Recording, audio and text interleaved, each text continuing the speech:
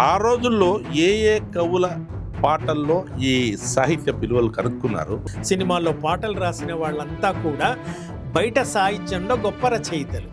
కొంచెం విప్లవ అభ్యుదయం ఉన్నవి శ్రీశ్రీ అని, వీణ పాటలు, వాన పాటలు, తర్వాత కాస్త మృదువైన పాటలు దాశరథి అని. మీరు పిహెచ్డి చేయడానికి ముందే మీ రేపటి మనిషి కవితా సభ్యుడికి దేవులపల్లి కృష్ణశాస్త్రి గారి అవార్డు వచ్చింది. నల్లని పలకపై తెల్లని బలపం గీతలు, అవి తుడిస్తే పోతాయి. ఇక తెల్లని కాగితంపై, అక్కడ నల్లని పలకపై తెల్లని బలపం గీతలు.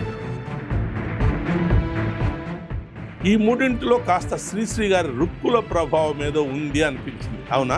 ఇటువంటి మురికి పట్టినటువంటి సమాజాన్ని ఉతికి ఆరేయడానికి, ఆ మురికిని శుభ్రపరచడానికి సబ్బు అవసరం అని చెప్పాను. ఒక మనిషి ఆశలు ఎలా ఉంటాయంటే ఏదో సాధించాలి జీవితంలో అని అనుకుంటారు, కానీ చివరిదాకా సాధించడానికి కొన్ని అడ్డంకులు ఏర్పడతాయి.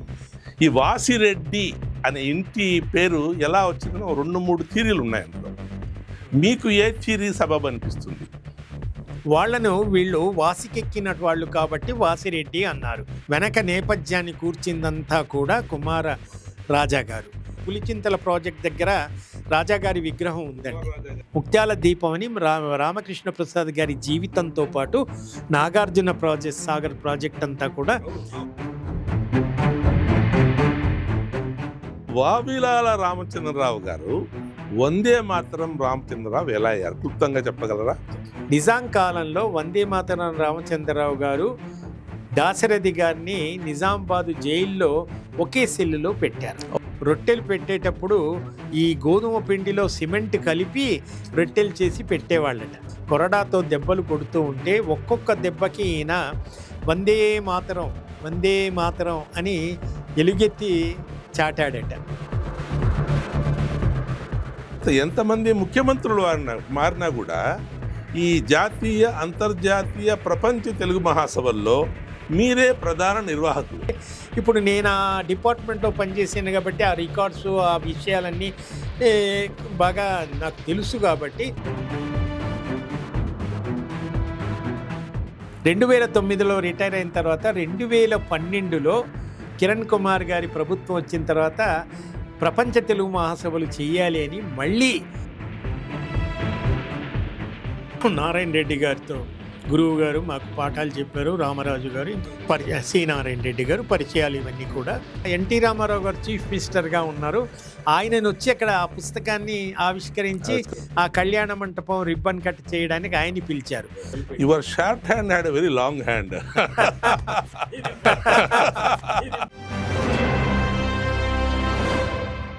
నమస్తే, 3TVకి స్వాగతం. ఇవాళ మన స్టూడియోలో ఒక విలక్షణమైన వ్యక్తి ఉన్నారు. ఆయన అటు రచయితే కాకుండా ఇటు పరిపాలనా సంస్థ నిర్వహణలో కూడా అందవేసిన చెయ్యి. నాటి కంబైన్డ్ ఆంధ్రప్రదేశ్ రాష్ట్రంలో పౌర సంబంధాల శాఖలో ఉద్యోగిగా తన కెరీర్ ప్రారంభించిన తర్వాత అంతర్జాతీయ తెలుగు సంస్థలో అసిస్టెంట్ డైరెక్టర్గా ఎదిగి, అధికార భాషా సంఘం కమిషన్లో సభ్యుడిగా ఒదిగి, అటు బరంపురం నుంచి ఇటు బెంగళూరు వరకు, అటు మలేషియా నుండి ఇటు మారిషస్ వరకు రాష్ట్రేతర, జాతీయ, అంతర్జాతీయ, ప్రపంచ తెలుగు మహాసభలు ఎక్కడ జరిగినా అందులో కీలకమైన పాత్ర నిర్వహించిన వ్యక్తి. అటు పరిపాలనా దక్షత, సాహితీ సారక్షత రెండూ కలబోస్తే ఎలా ఉంటాయంటే ముమ్మూర్తుల గౌరీశంకర్ త్రిమూర్తులలాగా ఉంటాయి. ఆయన గురించి ఆయన్ని అడిగి మరింత తెలుసుకుందాం. నమస్తే గౌరీశంకర్ గారు. నమస్కారం అండి. ఎలా ఉన్నారు? బాగున్నాను. మీ పిహెచ్డిలో తెలుగు సినిమా పాటల్లో సాహిత్యపు విలువలు అనే ఒక పరిశోధన పత్రాన్ని సమర్పించారని చదివాను నేను. అవును. మీకు ఆ రోజుల్లో ఏ ఏ కవుల పాటల్లో ఈ సాహిత్య విలువలు కనుక్కున్నారు? ఒక 2-3 గురించి చెప్పగలరా మీకు జ్ఞాపకం ఉన్నది? ఆ రోజుల్లో నేను లైబ్రరీకి వెళ్ళి ఏ పత్రిక కనబడితే ఆ పత్రికకి కవిత్వం రాసి పంపేవాడిని. వదలకుండా ఏదో చిన్న పత్రిక, లైబ్రరీలో అన్ని రకాల పత్రికలు ఉంటాయి. మనకి ఢిల్లీ నుంచి సైనిక సమాచారాన్ని ఒక పత్రిక వచ్చేది, గవర్నమెంట్ ఆఫ్ ఇండియా. అది అన్ని భాషల్లో వచ్చేది, తెలుగులో వచ్చేది. అందులో ఆ, మామూలుగా అన్ని విషయాలు ఉంటాయి. వైద్యము, శాస్త్ర సాంకేతికము, రాజకీయము, అలా సినిమాలు, సాహిత్యం. ఈ సాహిత్యంలో కవిత్వం, దానికి కూడా కవితలు పంపాను. యోజన అని ఒక పత్రిక వస్తుంది, అది ఇప్పటికి కూడా అది వస్తుంది. ఇప్పటికి కూడా ఇప్పటికి కూడా వస్తుంది. అది ఆఫీస్ కూడా మాకు కబాడిగూడలో ఈ 5 year planning, resources, government projects అన్ని కూడా అందులో చెప్తారు. కరెక్ట్. సో అందులో అలాంటి పత్రికల్లో తర్వాత బెంగళూరు నుండి ప్రజామత అని ఒక పత్రిక అవును, వచ్చేది. ప్రజామత కన్నడ, తెలుగులో వచ్చేది. మన రామ్మూర్తి సంపాదకుడు ఆ రోజుల్లో. మీకు బాగా తెలుసు. సో అక్కడ ఇదంతా ఎందుకు చెబుతున్నా అంటే, దేశంలో మన రాష్ట్రంలో ఏ మూల ఏ తెలుగు పత్రిక వచ్చినా దానికి పంపేవాడిని. నెల్లూరు నుంచి జమీన్ రైతు, అవును. తర్వాత గ్రంథాలయ సర్వస్వం అని ఒక పత్రిక వచ్చేది. అవును, కరెక్ట్. ఇలా అన్ని పత్రికలు, దిన, వార, పక్ష, మాస పత్రికలు వదలకుండా పంపటం. అయితే అన్ని పత్రికల్లో అన్నీ వచ్చినాయని కాదు, కానీ దాదాపు అందరూ కూడా అచ్చు వేసేవాళ్ళు. ఆ రకంగా నేను చాలా కవితలు ఎక్కువగా రాశాను. కవితలు కథలు అడపదడప రాశాను. మొదట్లో నేను కథలు, కవితలే ఎక్కువగా రాశానండి. పరిశోధన వైపు ఇంకా రాలేదు. ఆ తర్వాత ఒక నవల కూడా రాశాను. ఆ రోజుల్లో కొన్ని పత్రికలు అనుబంధ నవల అని చిన్నది పాకెట్ లాగా వేసి మధ్యలో పించేసి పత్రికలు వచ్చేవి. అట్లా మీకు కన్నెచ్చరా మీ నవలకి జ్యోతి అని ఒకటి, జయశ్రీ అని ఒకటి, అనామిక అని ఒకటి, కొన్ని మాసపత్రికలు వచ్చేవి. ఆ మాసపత్రికల మధ్యలో ఆంధ్ర భూమి కూడా మధ్యలో చిన్న నవల దాంట్లో అనుబంధంగా వేసేవారు. మామూలు నవలలు ధారావాహికంగా సీరియల్గా వస్తాయి, అవి ఏళ్ల తరబడి వస్తాయి. ఇది ఒక్కసారే చదివి వదిలేసేది. అట్లా నేను అనామిక అని విజయవాడ నుంచి ఒక పత్రికలో కన్నెచెర అని ఒక నవల రాశాను. ఇలా నా కవితలు, కథలు, నవలలు అచ్చవుతున్నటువంటి ఆ 70-80 ప్రాంతంలో జరిగింది ఏమిటంటే, ఇందాక మీరు పిహెచ్డి గురించి అడిగారు. నేను 74 బిఏ అయిపోగానే నేను ఎంఏలో చేరానండి. ఎంఏ తెలుగు చేయాలి అనే ఉద్దేశంతో ఉస్మానియా యూనివర్సిటీలో ఎంఏ 74 నుంచి 76 వరకు ఎంఏ 2 ఏళ్ళు ఎంఏ చదివాను. ఎంఏ చదివినప్పుడే మాకు నారాయణ రెడ్డి గారితో గురువు గారు మాకు పాఠాలు చెప్పారు. రామరాజు గారు, ఇంకా అందరూ తెలుగు ప్రొఫెసర్లతో, శ్రీనారాయణ రెడ్డి గారు పరిచయాలు ఇవన్నీ కూడా వాళ్ళతో ఏర్పడ్డాయి. అప్పుడు ఎంఏ తెలుగు సాహిత్యం చదివిన తర్వాత సాహిత్యం గురించి, వీటి గురించి బాగా తెలిసి నేను 76లో మొట్టమొదటిసారిగా 76 ఫిబ్రవరిలో ఎంప్లాయ్మెంట్ ఎక్స్చేంజ్ ద్వారా ఆంధ్రప్రదేశ్ సమాచార పౌర సంబంధాల శాఖలో నాకు తెలుగు స్టెనోగా జాబ్ వచ్చింది, గవర్నమెంట్ జాబ్. ఇందాక నేను టైప్ ఇన్స్టిట్యూట్లో చేసింది అదేదో పార్ట్ టైం జాబు, ఇది గవర్నమెంట్ జాబు. ఎల్డీ స్టెనోగా జాబ్ వచ్చింది. సో నేను అందులో చేరాను. ఇక్కడ నా జీవితంలో గొప్ప మలుపు అండి. 76 ఫిబ్రవరిలో అక్కడ చేరినప్పుడు అక్కడ ఆంధ్రప్రదేశ్ గవర్నమెంట్ ద్వారా ఆంధ్రప్రదేశ్ అని ఒక పత్రిక వచ్చేది. ఆ పత్రిక తెలుగు, ఉర్దూ, ఇంగ్లీష్ ఈ 3 భాషల్లో వచ్చేది.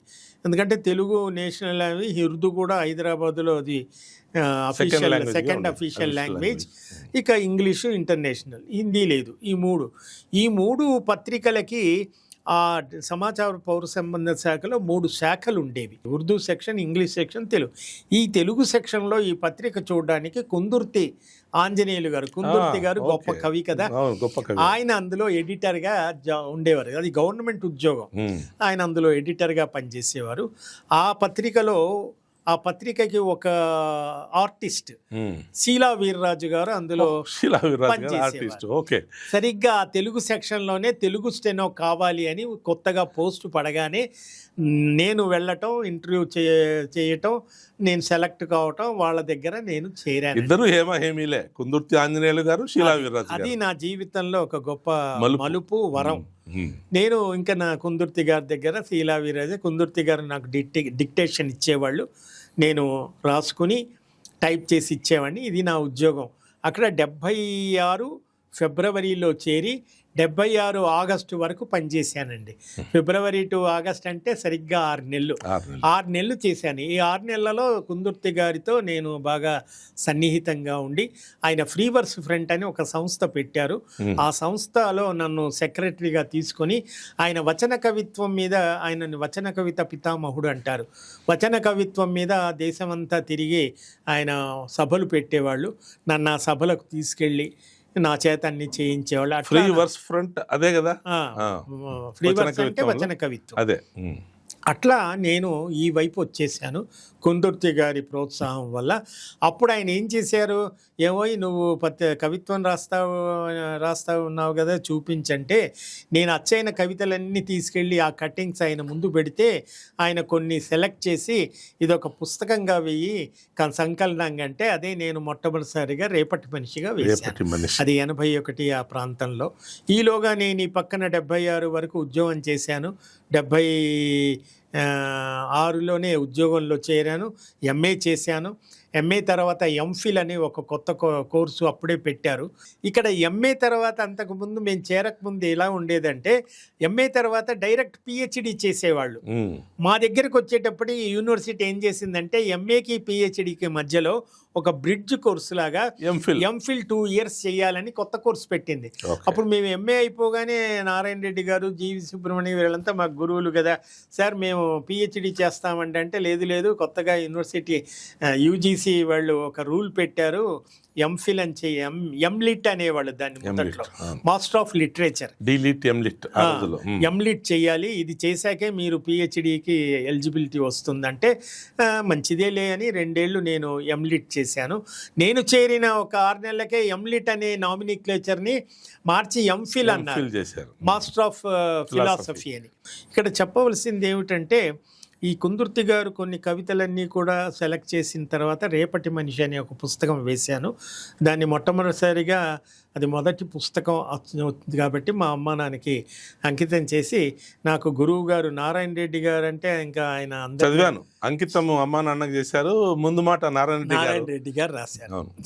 నారాయణ రెడ్డి గారు ముందు మాట రాసి ఆయన ప్రోత్సహించారు. దానికి దేవులపల్లి కృష్ణ శాస్త్రి గారి అవార్డు కూడా వచ్చిందండి. సో దానికి శీలా వీర్రాజు గారి ముఖ చిత్రం వేశారు, ఆయన దగ్గర పనిచేస్తున్నారు. ఇట్లా అక్కడ నా మలుపు తిరిగింది. 2 ఏళ్ళు ఎంఫిల్ అయిపోగానే మళ్ళీ ఇమీడియట్గా 80లో నేను పిహెచ్డి రిజిస్ట్రేషన్ చేయించాను. ఈ 79లో ఏం చేశానంటే, ఎంఫిల్ అయిపోయిన తర్వాత ఎంఫిల్ చేసేటప్పుడు లింగ్విస్టిక్స్ అని ఒక సబ్జెక్ట్ ఉందండి మనకి. దాంట్లో డిప్లొమా చేశారు. దాంట్లో నేను డిప్లొమా చేశాను, post graduate diploma linguistics and applied. అనేది ఏంటంటే మొట్టమొదట మనకి ఎస్వి యూనివర్సిటీలో జిఎన్ రెడ్డి గారు, ఆంధ్ర యూనివర్సిటీ అక్కడ లేదు, ఉస్మానియా యూనివర్సిటీలో బద్రిరాజు కృష్ణమూర్తి గారు, చేకూరు రామారావు గారు, వీళ్ళంతా కూడా అబ్రాడ్లో అంతా గొప్పవాళ్ళండి. మేము అదృష్టమే నిజంగా. బయటి దేశాల్లో వెళ్ళి ఇదొక కొత్త సబ్జెక్ట్, అంటే భాషా శాస్త్రం, భాషా చరిత్ర వేరు, భాషా శాస్త్రం వేరు. భాషా చరిత్ర అంటే మన భాష ఎట్లా పుట్టింది, ఎలా ఎదిగింది అని. భాషా శాస్త్రం అంటే మనం ప్రొనౌన్స్ చేసేటువంటి వ్యాకరణం ఉంటుంది, ధ్వని శాస్త్రం అన్నీ ఉంటాయి అందులో. ఒక తులనాత్మక సంశోధన. అవును. అయితే మనకి గొప్ప గొప్ప భాషా శాస్త్రవేత్తలు, ఫారిన్ వాళ్ళు, చామ్స్కో ఇలాంటి వాళ్ళందరూ కూడా, బ్లూమ్ఫీల్డ్ ఇలాంటి లింగ్విస్టులంతా కూడా ఇంటర్నేషనల్ లెవెల్. బద్రిరాజు కృష్ణమూర్తి గారి పుస్తకం అద్భుతమైన పుస్తకం కదా, అప్లైడ్ లింగ్విస్టిక్స్ లో. తర్వాత చేరా గురించి చెప్పాల్సిన అవసరమే లేదు, తెలుగు వాక్యం, ఆయన తెలుగు భాషా చరిత్ర. అవును. సో వాళ్ళు ఏం చేశారంటే డిప్లొమా అని ఒక కొత్త కోర్సు పెట్టి, ఉస్మానియా యూనివర్సిటీలో అప్పుడే లింగ్విస్టిక్స్ డిపార్ట్మెంట్ కొత్తగా ఏర్పడింది. ఎంఏ చేసేవాళ్ళు ఎంఏ చేస్తున్నారు. నేను ఎంఏ తెలుగు ఉంది కాబట్టి నాకు ఇంక ఎంఏ మళ్ళీ లింగ్విస్టిక్స్ ఎందుకు అని తెలుగు చేసిన వాళ్ళు దాదాపు అందరూ లింగ్విస్టిక్స్ వైపు వెళ్ళారు. ఎందుకంటే శాస్త్రం తెలుసుకోవాలి అని. మనకి ఇక్కడ ఉచ్చారణ విధేయం, ముఖయంత్రం, మనం ఊష్మాలు, ఓస్ట్యాలు ఇవన్నీ కూడా శాస్త్రీయంగా తెలుసుకోవడానికి మన తాళవ్యాలు అది. ఇక్కడ చిన్నయ్య సూరి వ్యాకరణానికి అక్కడ వాళ్ళు చెప్పేదానికి శాస్త్రీయంగా నిరూపించడానికి అట్లా నేను ఈవినింగ్ కోర్సులో డిప్లొమాలో చేరి, అది 1 ఇయర్ కోర్స్ అండి, పీజీ డిప్లొమా. అది ఇప్పుడు విద్యానగర్లో హిందీ ఆర్ట్స్ కాలేజ్ అని ఉంది.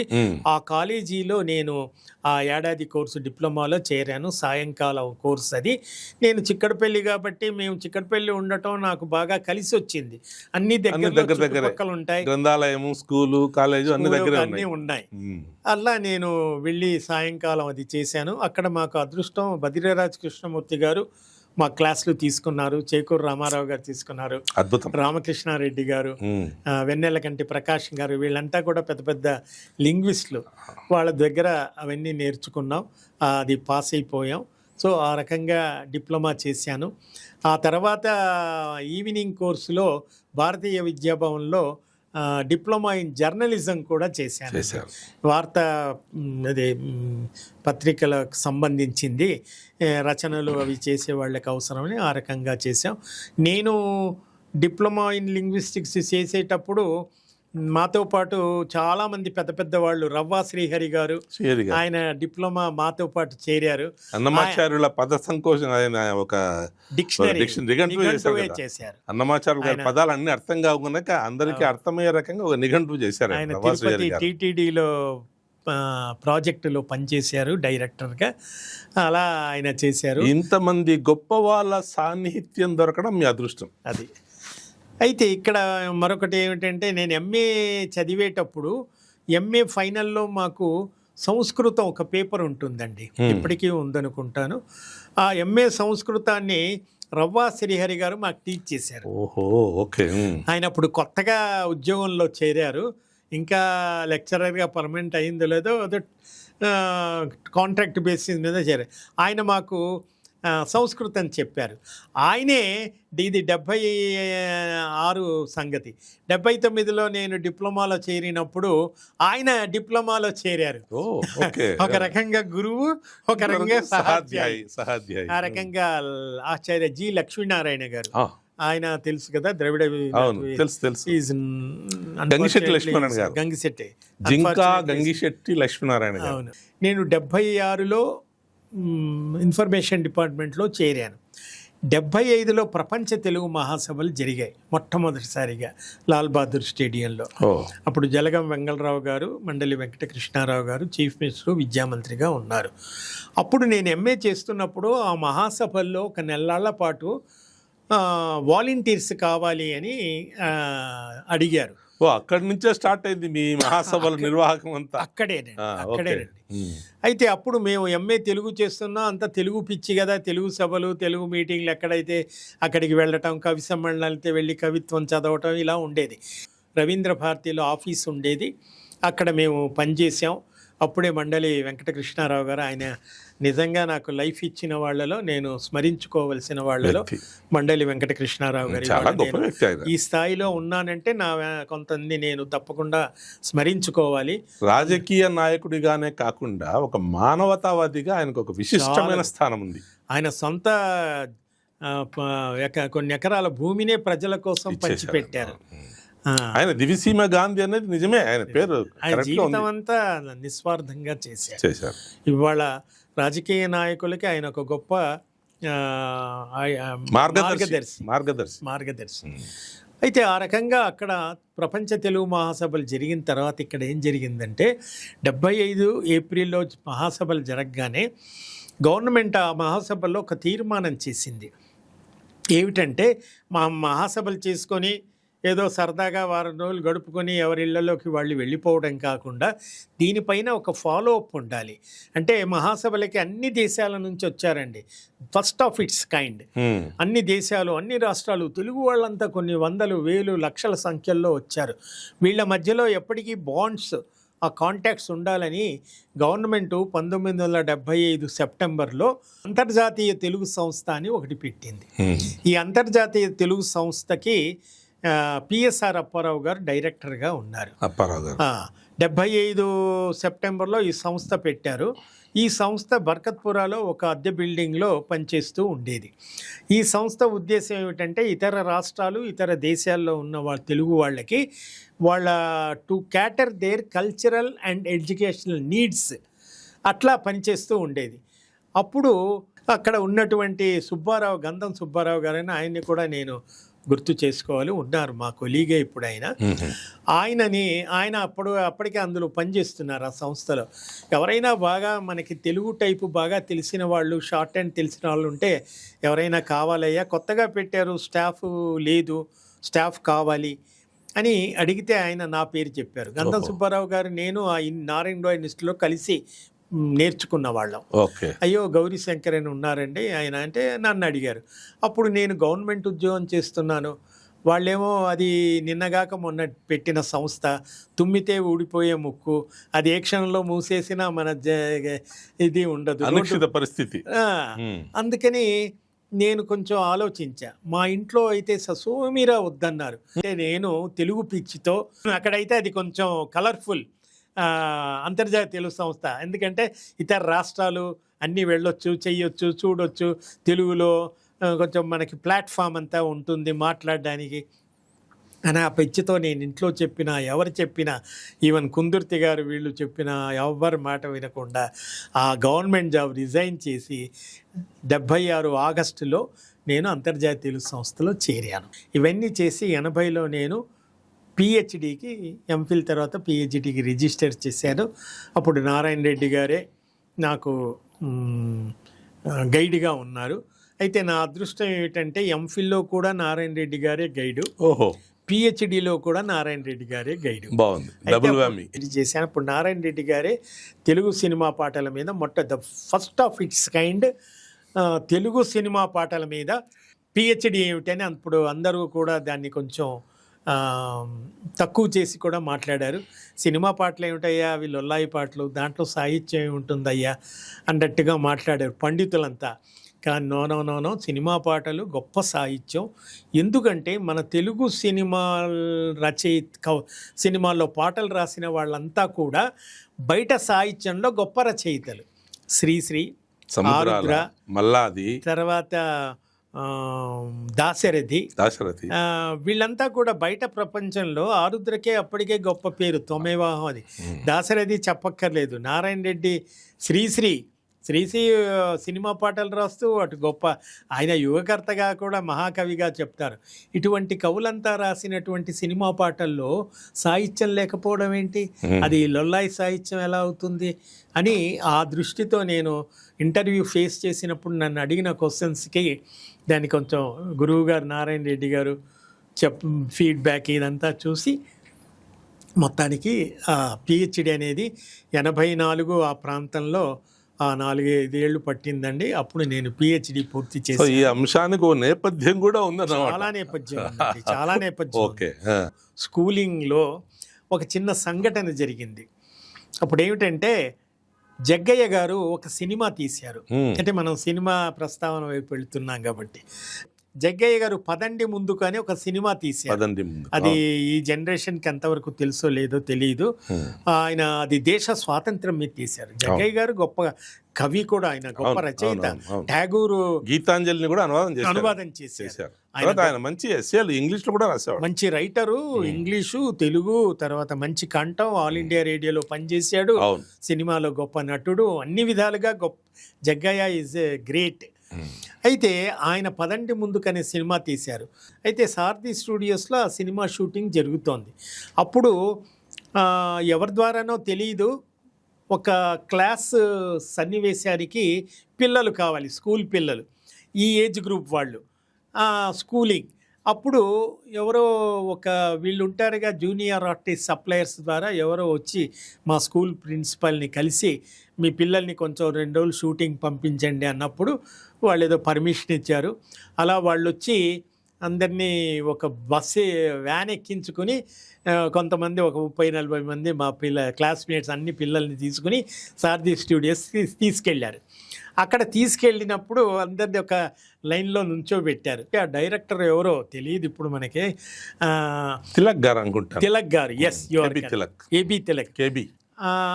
వచ్చి అందరి పిల్లల్ని చూపెట్టి నువ్వు ఇటు నువ్వు అటు, నువ్వు ఇటు నువ్వు అటు అని ఇలా ఏదో చేరవేస్తున్నారు. అందులో నేను ఎటుళ్ళనో తెలీదు, సెలెక్టెడ్ పిల్లల్లో నేను ఉన్నాను. ఉన్నారు. అందరిని ఇంటికి పంపించేశారు. 2 రోజులు ఆగిన తర్వాత మళ్ళీ మమ్మల్ని తీసుకెళ్లారు, షూటింగ్ చేశారు. ఇలాగే ఉంది రూము. అక్కడ జీవరలక్ష్మి జీవరలక్ష్మి గారు మాకు టీచర్, ఓహో, స్కూల్ టీచర్, ఆ క్లాస్ టీచరు. మేమంతా అది చిన్న బల్లాలేనండి, పీట బల్లాలే, కింద కూర్చోవడం, ఇట్లా బెంచులు కూడా లేవు, అలా కూర్చున్నాం. అందులో ఒక అబ్బాయి, వాడు is the hero of that. ఇది జీవరలక్ష్మి గారు అటెండెన్స్ తీసుకుంటూ ఉంటారు. అప్పుడు అందరి 30 మంది పిల్లల్ని అటెండెన్స్ తీసుకోరు కదా, అక్కడక్కడ ఒక 3-4 తీసుకోగానే లేచి ఎస్ టీచర్ అని ఇలా మేము లేచి చెప్పాలి. ఆ డైరెక్టర్ అందరిలో చూసి, ఇదిగో నువ్వు చెప్పని లక్కీగా నన్ను కూడా చెప్పమన్నా. అంటే నాకు ఒక చిన్న యాక్షన్ ఇచ్చారు. నలుగురిలో కూర్చోవడమే కాకుండా లేచి చేయెత్తే అవకాశం ఇచ్చారు. ఆ సినిమా నేను తర్వాత చూడలేదు. ఈలోగా గుమ్మడి గారు అందులో పోలీస్ ఇన్స్పెక్టర్, పెద్ద లాఠీ పట్టుకొని, గుమ్మడి గారు చిన్న లాఠీ పట్టుకొని వచ్చి, ఆయన రాగానే అందరూ భయపడిపోవాలి. ఆయన వస్తారు, ఆయన వెనక పోలీసులంతా వస్తారు. సో మీరు నటుడిగా కూడా సినిమా రంగంలో పనిచేశారు. అది చేశాను. ఇది స్కూలింగ్. ఆ తర్వాత ఇక సినిమా వైపు వస్తే నేను పిహెచ్డి, తెలుగు సినిమా పాటలు సాహితీ మూల్యాలు అని దాని టైటిల్. అయితే నేను ఇంటర్వ్యూకి వెళ్ళినప్పుడు తెలుగు సినిమా పాటల్లో సాహిత్యపు విలువలు అని నేను పెట్టాను. అయితే నారాయణ రెడ్డి గారు తర్వాత దాన్ని కరెక్ట్ చేసి సాహిత్యపు విలువలు ఎందుకు, సాహితీ మూల్యాలు అంటే ఇది ఉంటుంది అని ఆయన టైటిల్ మార్చారు.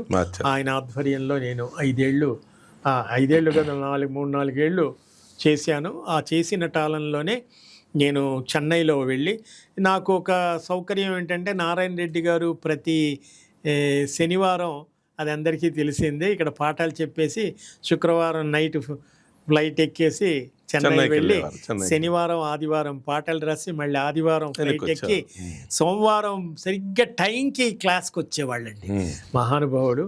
ఈ టైంలో ఆయన, నువ్వు చెన్నై రా, నేను పలానా, ఆయన సుధారావు హోటల్ అని అక్కడ అందులో ఉండేవారు రెగ్యులర్గా.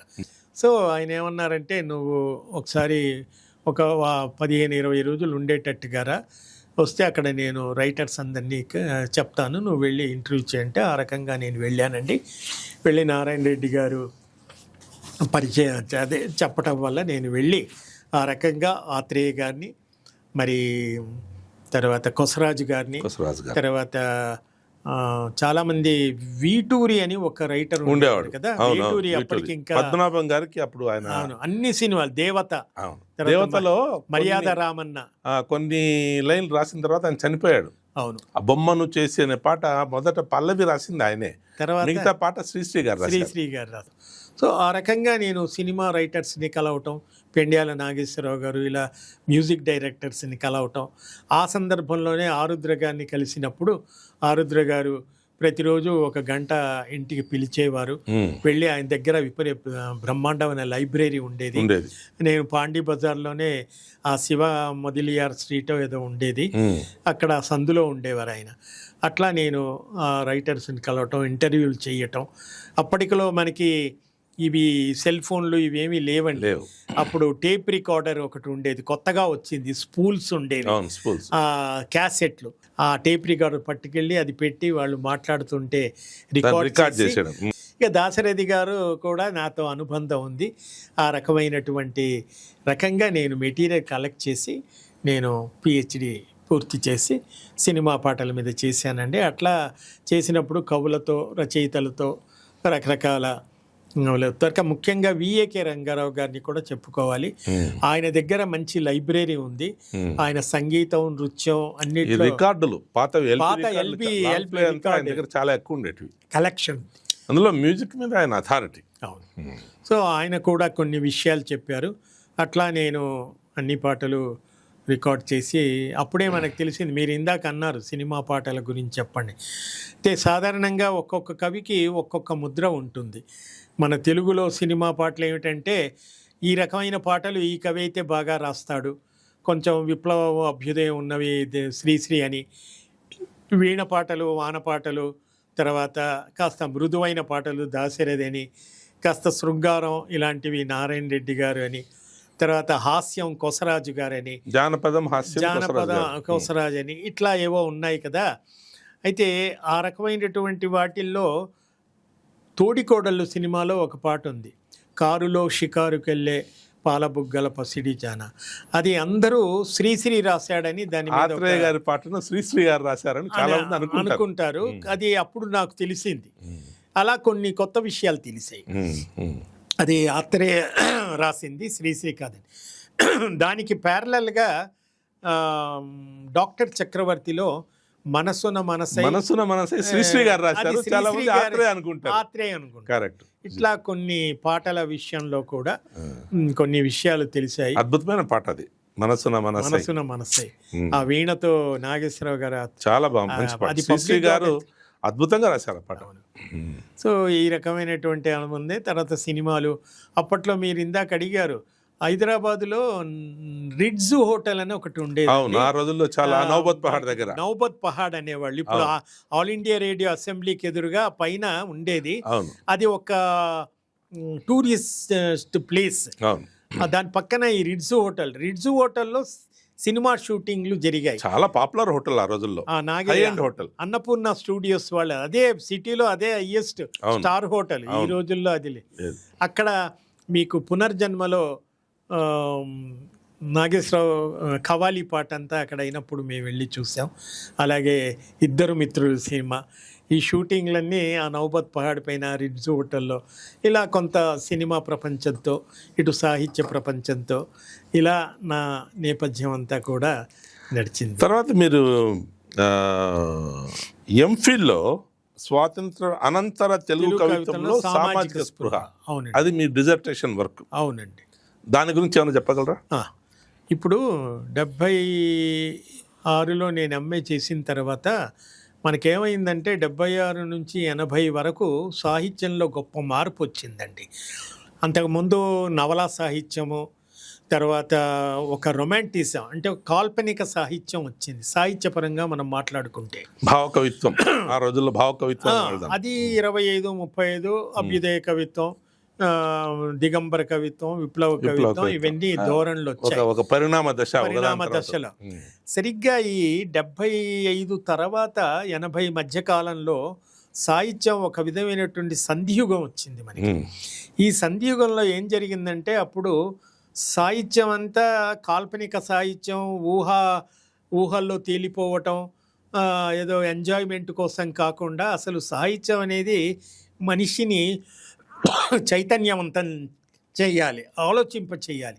ఇవాళ నేను ఎక్కడున్నాను, నా మూలాలు ఏమిటి, నేను సమాజంలో ఏమిటి అని ఒక అస్తిత్వవాదం అంటాం దీన్ని. అస్తిత్వవాదం అనేది ఒకటి మొదలైంది. అప్పుడు కొత్తగా కొన్ని పదబంధాలు సాహిత్యంలో వచ్చాయి. అదేమిటంటే సామాజిక స్పృహ. సామాజిక స్పృహ అనే మాట ఆ ప్రాంతంలోనే వచ్చింది. నారాయణ రెడ్డి గారే నాకు సలహా ఇచ్చారు, సరే ఎంఫిల్ చేయాలి అనుకుంటున్నాను. జీవి సుబ్రహ్మణ్యం గారు కూడా నా జీవితంలో ఆయన కూడా గొప్ప రచయిత. నా జీవితాన్ని తీర్చిదిద్దినటువంటి మహనీయుల్లో వారు ఒకరండి.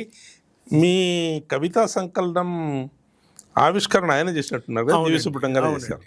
చాలా నా 2 కవితా సంకలనాలకి ఇవాళ మనం స్టాల్వర్డ్స్ అని చెప్పుకునే వాళ్ళందరూ కూడా వచ్చారండి ఫోటోల్లో. ఎంత అదృష్టం. అయితే ఆ రకంగా సామాజిక స్పృహ అనేది ఇప్పుడిప్పుడే ఒక కొత్త ఎస్టాబ్లిష్డ్. దానికి ఆర్ఎస్ సుదర్శనం గారని ఒక గొప్ప విమర్శకుడు ఉన్నాడు తెలుగులో. ఆర్ఎస్ సుదర్శన్ గారి విమర్శ మాకంతా సాహిత్య విద్యార్థులకి అదొక పెద్ద గ్రంథం లాంటిది, భగవద్గీత లాంటిది. ఆయన సాహిత్య విమర్శ చదువుకునే విమర్శలో వాళ్ళందరూ ఎదిగారు. అయితే ఆయన సామాజిక స్పృహ అనే మాట వాడారు. కాబట్టి అప్పుడు నారాయణ రెడ్డి గారు స్వాతంత్రానంతర తెలుగు కవిత్వం, స్వాతంత్రానికి ముందంతా జాతీయోద్యమం దాని మీద అందరూ చేశారు. కాబట్టి స్వాతంత్రానంతర కవిత్వంలో సామాజిక స్పృహని జీవి సుబ్రహ్మణ్యం గారు, నారాయణ రెడ్డి గారు వీళ్ళంతా కూడా. జీవి సుబ్రహ్మణ్యం గారే ఒక రకంగా నన్ను నారాయణ రెడ్డి గారికి పరిచయం చేసి దగ్గరికి తీసుకెళ్ళి చెప్పింది జీవి సుబ్రహ్మణ్యం గారండి. ఎంఏలో జీవి సుబ్రహ్మణ్యం గారు మాకు వ్యాకరణం చెప్పారు, ఛందస్సు చెప్పారు, నాటకం చెప్పారు, రూపక సాహిత్యం చెప్పారు. కాబట్టి ఆ రకంగా నేను స్వాతంత్రానంతరం వచ్చిన కవిత్వాన్ని నేను అది 79లో చేశానండి. ఆ 2 ఏళ్ల కాలంలో వచ్చిన కవిత్వంలో సామాజిక స్పృహ అనేది ఏమిటి అసలు దాని డెఫినేషన్ చేస్తూ సమాజం గురించి, సమాజంలో ఉన్న సామాన్యుడి సగటు మనిషి సమస్యల గురించి చెప్పేదే సామాజిక స్పృహ. మీరు పిహెచ్డి చేయడానికి ముందే మీ రేపటి మనిషి కవితా సంపుటికి దేవులపల్లి కృష్ణశాస్త్రి గారి అవార్డు వచ్చింది. అందులో ఉన్నదే చెబుతానని నారాయణ రెడ్డి గారు పదబంధ సౌందర్యంతో పాటు భావ ప్రౌఢి కూడా సమప్రమాణంలో ఆవిష్కృతమవుతుంది అన్నారు. అంతేకాదు భావ స్పష్టత, వాక్య సరళత, స్ఫుటంగా సొంత గొంతు వినిపించే చతురత ఉన్నవాడు అని కూడా మిమ్మల్ని కొనియాడాడు. మీ అమ్మా నాన్నలకు అంకితం ఇచ్చిన అందులో మీకు బాగా నచ్చిన కవిత ఏది, ఎందుకు? అంటే నేను అందులో రాసిన కవితలో ఒకటి నాకు బాగా నచ్చిందండి. కవిత్వం అంటే కవిత్వంలో శిల్పం అని ఒకటి ఉంటుందండి. అంటే మొట్టమొదట ఎవరు కొత్తగా రాసేటప్పుడు అంత పరిణతి అంత ఆ మెచ్యూరిటీ రాకపోవచ్చు, రాస్తూ ఉంటుంది. నేను రాసిన కవితల్లో పైగా ఇవి కుందుర్తి గారు సెలెక్ట్ చేసిన కవితలు. దీని వెనక ఒక రహస్యం ఏంటంటే, నేను ఇన్ని కవితలు కుప్పగా కుందుర్తి గారు ముందు పోస్తే ఆయన కొన్ని సెలెక్ట్ చేసి అని అనటం వల్ల అది అలా వచ్చింది. ఇవాళ దానికి కృష్ణశాస్త్రి అవార్డు రావటం కూడా ఒక రకంగా క్రెడిట్ గోస్ టు కుందుర్తి గారు. సో అందులో నాకు నచ్చిన కవిత ఏమిటంటే ఆంధ్రజ్యోతిలో అచ్చయింది అనుకుంటానండి. దాని శీర్షిక చెప్పండి. అది కవిత చెప్తానండి. నల్లని పలకపై తెల్లని బలపం గీతలు, నల్లని పలకపై తెల్లని బలపం గీతలు, అవి తుడిస్తే పోతాయి తిరిగి రాసుకోవచ్చు. అవి తుడిస్తే పోతాయి తిరిగి రాసుకోవచ్చు పలక. ఇక తెల్లని కాగితంపై, అక్కడ నల్లని పలకపై తెల్లని బలపం గీతలు, తెల్లని కాగితంపై నల్లని సిరా చుక్కలు, తెల్లని కాగితంపై నల్లని సిరా చుక్కలు అంటే కాగితం మీద రాయటం. ఇవి తుడిపినా పోవు, తుడిస్తే పోవవి, తుడిపినా పోవవి అని ఇట్లా 2 చెప్పాను. పలక, కాగితం. ఈ చీకటి చిత్రపటం మీద వెలుతురు మరక పడటం నిజం, అవి మీరు రాసిన లాస్ట్ చరణాలు. కరెక్టా? అదే కదా గేమ్ ఇది? దాదాపు అదే. అద్భుతమైన గేమ్ అది. అయితే చివరికి ముగింపు ఏమిటి, అసలు ఏంటి పలక గోలేంటి, ఈ కాగితం గోలేంటి అని అనుకోవచ్చు. ఇక్కడ ఒక చిన్న తాత్వికత ఏమిటంటే, నల్లని పలకపై తెల్లని బలపం గీతలు తుడిపితే పోతాయి మళ్ళీ రాసుకోవచ్చు, తెల్లని కాగితంపై నల్లని సిరా చుక్కలు తుడిపితే పోనివి, అవి ఎప్పటికీ మిగిలేవి. ఈ పలక కాగితం జీవితానికి సంకేతం, పలక కాలం. కాగితం జీవితం, పలక కాలానికి సంకేతం. ఇది ముగింపు. అంటే కాగితం జీవితం అంటే జీవితం, మనిషి జీవితం ఒక తెల్ల కాగితం లాంటిది. దాని మీద ఎటువంటి మచ్చపడినా అది ఇంకా మనం ఒక క్యారెక్టర్ మీద ఒక ఇది పడితే అది ఎంతకి తిరిగిపోదు. ప్రజల్లో వాడు మంచివాడు చెడ్డవాడంటే ఇది మళ్ళీ వాళ్ళ ప్రజల్ని మార్చలేవు మనం ఎంత మారినా. కాబట్టి అట్లాంటిది ఒక కాగితం మనిషి జీవితం. ఇక పలకేమిటి, కాలం. కాలంలో ఎన్నో వస్తూ ఉంటాయండి, కాలంలో ఎన్నో జరుగుతాయి, యుద్ధాలు జరుగుతాయి, జన నష్టం జరుగుతుంది, తర్వాత కరువు కాటకాలు వస్తాయి, ప్రకృతి వైపరీత్యాలు వస్తాయి. ఇవన్నీ మళ్ళీ మర్చిపోతామండి. కాలంలో మంచి జరిగినా చెడు జరిగినా కొన్నాళ్ళ తర్వాత అవి కొట్టుకుపోయి కొత్త వస్తూ ఉంటాయి. కాబట్టి పలక కాలానికి సంకేతం, కాగితం జీవితం అని ఇది చెప్పాను. ఇది ఆనాడు ఆంధ్రజ్యోతిలో, అది ఏ సంవత్సరం గుర్తులేదు, అందులో అచ్చయింది. రేపటి మనిషి గురించి ఒకటి చెప్పాలి. ఆ రోజుల్లో ఆంధ్ర మహిళా సభ ఇప్పుడు ఉంది కదండి, ఇప్పుడు ఉంది కదా, దుర్గాబాయి దేశ్ముఖ్ గారు అక్కడ హాస్పిటల్ పెట్టారు, అక్కడ కాలేజీ ఆవిడ ఎన్నో చేశారు. ఇక్కడ ఉస్మానియా యూనివర్సిటీ క్యాంపస్లో వాళ్ళది పెద్ద కాలేజీ ఉంది. ఆంధ్ర మహిళా సభ వాళ్ళు ప్రతి ఏటా ఒక కవిత ఆ ఏడాది వచ్చిన వచన కవితా సంపుటాలకి దేవులపల్లి కృష్ణశాస్త్రి పేరు మీద ఒక అవార్డు ఇచ్చేవాళ్ళు. అది ఇప్పుడు లేదనుకుంటాను, ఆ రోజుల్లో వచ్చేది. అలా ఆ రోజుల్లో గోపి గారి తంగేడు పూలకు వచ్చింది. తర్వాత నాకు రేపటి మనిషికి వచ్చింది 81లో ఇది వచ్చింది పుస్తకం. 82లో నాకు దీనికి అవార్డు వచ్చింది. ఆ స్ఫూర్తితో, ఆ ప్రేరణతో మళ్ళీ కొన్ని కవితలు రాసి, అప్పటికి పాపం కుందుర్తి గారు లేరు. మీ రేపటి మనిషిలో నాకు నచ్చినవి కొన్ని చరణాలు మాత్రం చదివి వినిపిస్తాను. తప్పకుండా. కిరణాల్లో ప్రజా సమూహపు తూరపు కొండల్లో ప్రభాత మెరుగని నిట్టూర్పు గుండెలలో అల్లదిగో ఉదయించను పల్లవారున కిరణాలు, రెక్క విప్పిన చైతన్యపు రమ్య హర్మ్య గవాచ్ఛానికి కట్టిన అక్షర తోరణాలు, నగా లేక నగవు లేక బ్రతికే సగటు మనిషి జీవనాంగన గలసీమన మెరిసే ఆభరణాలు. అది కిరణాలు. తర్వాత అగ్గిపువ్వుల్లో బట్ట బయలు పట్ట పగలు నట్ట నడుమ నడివీధిలో నగ్నంగా ఉన్న న్యాయాన్ని చూసి దౌర్జన్యం కళ్ళు చెదరి చెరప చూడ గర్జించిన న్యాయం కంఠంలో నుండి వర్షించిన నిప్పురవ్వలు. ఇవి అగ్గిపువ్వులు. చాలా బాగున్నాయి ఈ లైన్లు. తర్వాత యాక్సిడెంట్లో ఒకటి ధర్మయ్య, రెండోది అసత్యారావు. ఈ రెండు ఉపమానాలు చాలా బాగా నచ్చాయి నాకు, పాత్రలుగా. అవును. తర్వాత మీలో ఎందరికీ తెలుసు, అందులో నేను ఒక రాయిని, ఒట్టి కసాయిని, నాకు మనసుందని కోరికలున్నాయని కొవ్వొత్తిలా కరిగే గుణముందని మీలో ఎందరికీ తెలుసు. నా అందమేగా ఈనాడు అలరారు 1000 స్తంభాల గుడి వైభవం, నా అందమేగా అజంతా సుందరి మేను విరుపులోని భంగిమలు. నేను రాకపోతే ప్రకృతి కన్యకి సౌందర్యం వచ్చేదా? నన్ను దేవుడిగా మలిచారు, అతిభక్తితో ఆరాధించారు, కోరికలు తీరితే ఆకాశానికి ఎత్తారు.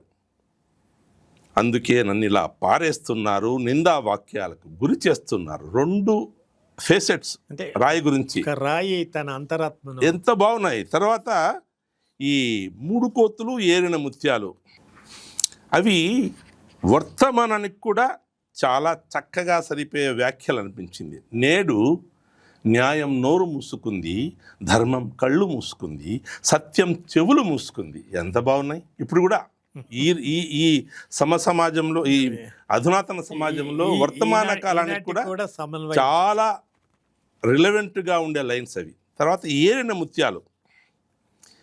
ముత్యాల్లో ద్వేషాన్ని పెంచరాదది, విషమై మన ప్రాణాన్నే తీస్తుంది, మతభేదం ఎంచరాదది, మమతను చంపివేస్తుంది. ఎంత మంచి లైన్స్. మీరు అప్పుడు రాసిన ఇప్పటికీ ఈనాటికి కూడా చాలా చాలా రిలవెంట్గా ఉండే లైన్స్ నాకు అనిపించింది. Thank you. తర్వాత మీ అక్షరాస్త్రాలు నెక్స్ట్ సంపుటి, దాంట్లో మీరు సీనారాయణ రెడ్డి గారికి అంకితం ఇచ్చారు. అది అవునండి. మొదటిది అమ్మా నాన్నకి, అవును. రెండవది అమ్మా నాన్న తర్వాత గురువు కదా. తర్వాత దాశరథి గారి ముందు మాట ఆ కవితా సంపుటిని మరింత సుసంపన్నం చేసింది నా అభిప్రాయం. ఆయన ఏం రాస్తాడు? నవ్యతను వెతుకుతున్నాడు గౌరీశంకర్, కొత్త బాణి అవలంబిస్తున్నాడని కితాబ్ ఇచ్చాడు.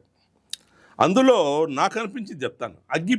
అగ్గిపుల్ల రాపిడి ప్రకటన, ఈ మూడింటిలో కాస్త శ్రీశ్రీ గారి రుక్కుల ప్రభావం ఏదో ఉంది అనిపించింది. అవునా? అవును.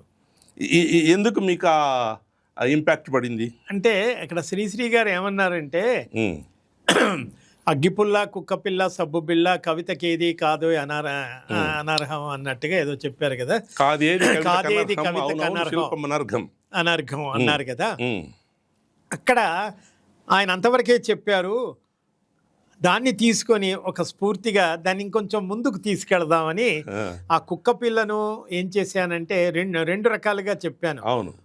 సబ్బు పిల్ల ఏమిటంటే, కుక్క పిల్ల ఏమిటంటే ఇవాళ కుక్కకి విశ్వాసం ఉంటుంది. ఇవాళ కనీసం సమాజంలో మనిషికి కుక్కకున్న విశ్వాసం కూడా లేకుండా పోతుంది అని. తర్వాత సబ్బు పిల్ల అన్నారు. సమాజం ఇవాళ బాగా మురికి పట్టిపోయింది. అంటే అవినీతి అక్రమాలు ఇవన్నీ ఎక్కువగా మనం చూస్తున్నాం. ఇటువంటి మురికి పట్టినటువంటి సమాజాన్ని ఉతికి ఆరేయడానికి ఆ మురికిని శుభ్రపరచడానికి సబ్బు అవసరం అని చెప్పాను. ఇక అగ్గిపుల్ల దేనికంటే సమాజం ఇవాళంతా చీకటిమయంగా ఉంది, అంతా చీకటి బజార్లు అంతా జరుగుతోంది కదా. ఈ చీకటిని తొలగించాలంటే వెలుగు కావాలి. వెలుగు కావాలంటే దీపం వెలిగించడానికి మనకి నూనె ఉన్నా, ఒత్తి ఉన్నా, ప్రమిదం ఉన్నా అగ్గిపుల్ల లేకపోతే ఏ లాభం లేదు. వెలుగు రాదు కదా. ఆ అగ్గిపుల్ల, ఆ సబ్బు బిళ్ళ వాటిని ఈ విధంగా సమాజానికి సంబంధించి నేను ఆ కవిత చదివినప్పుడు అగ్గిపుల్ల, రాపిడి, ప్రకటన, అవును, ఈ మూడింటిని చదివినప్పుడు మీకు ఆ శ్రీశ్రీ గారి రుక్కుల ప్రభావం అందులో ఉందనిపించింది. తర్వాత నాకు మీకు ఇష్టమైన కవిత ఏది ఇవి కాక?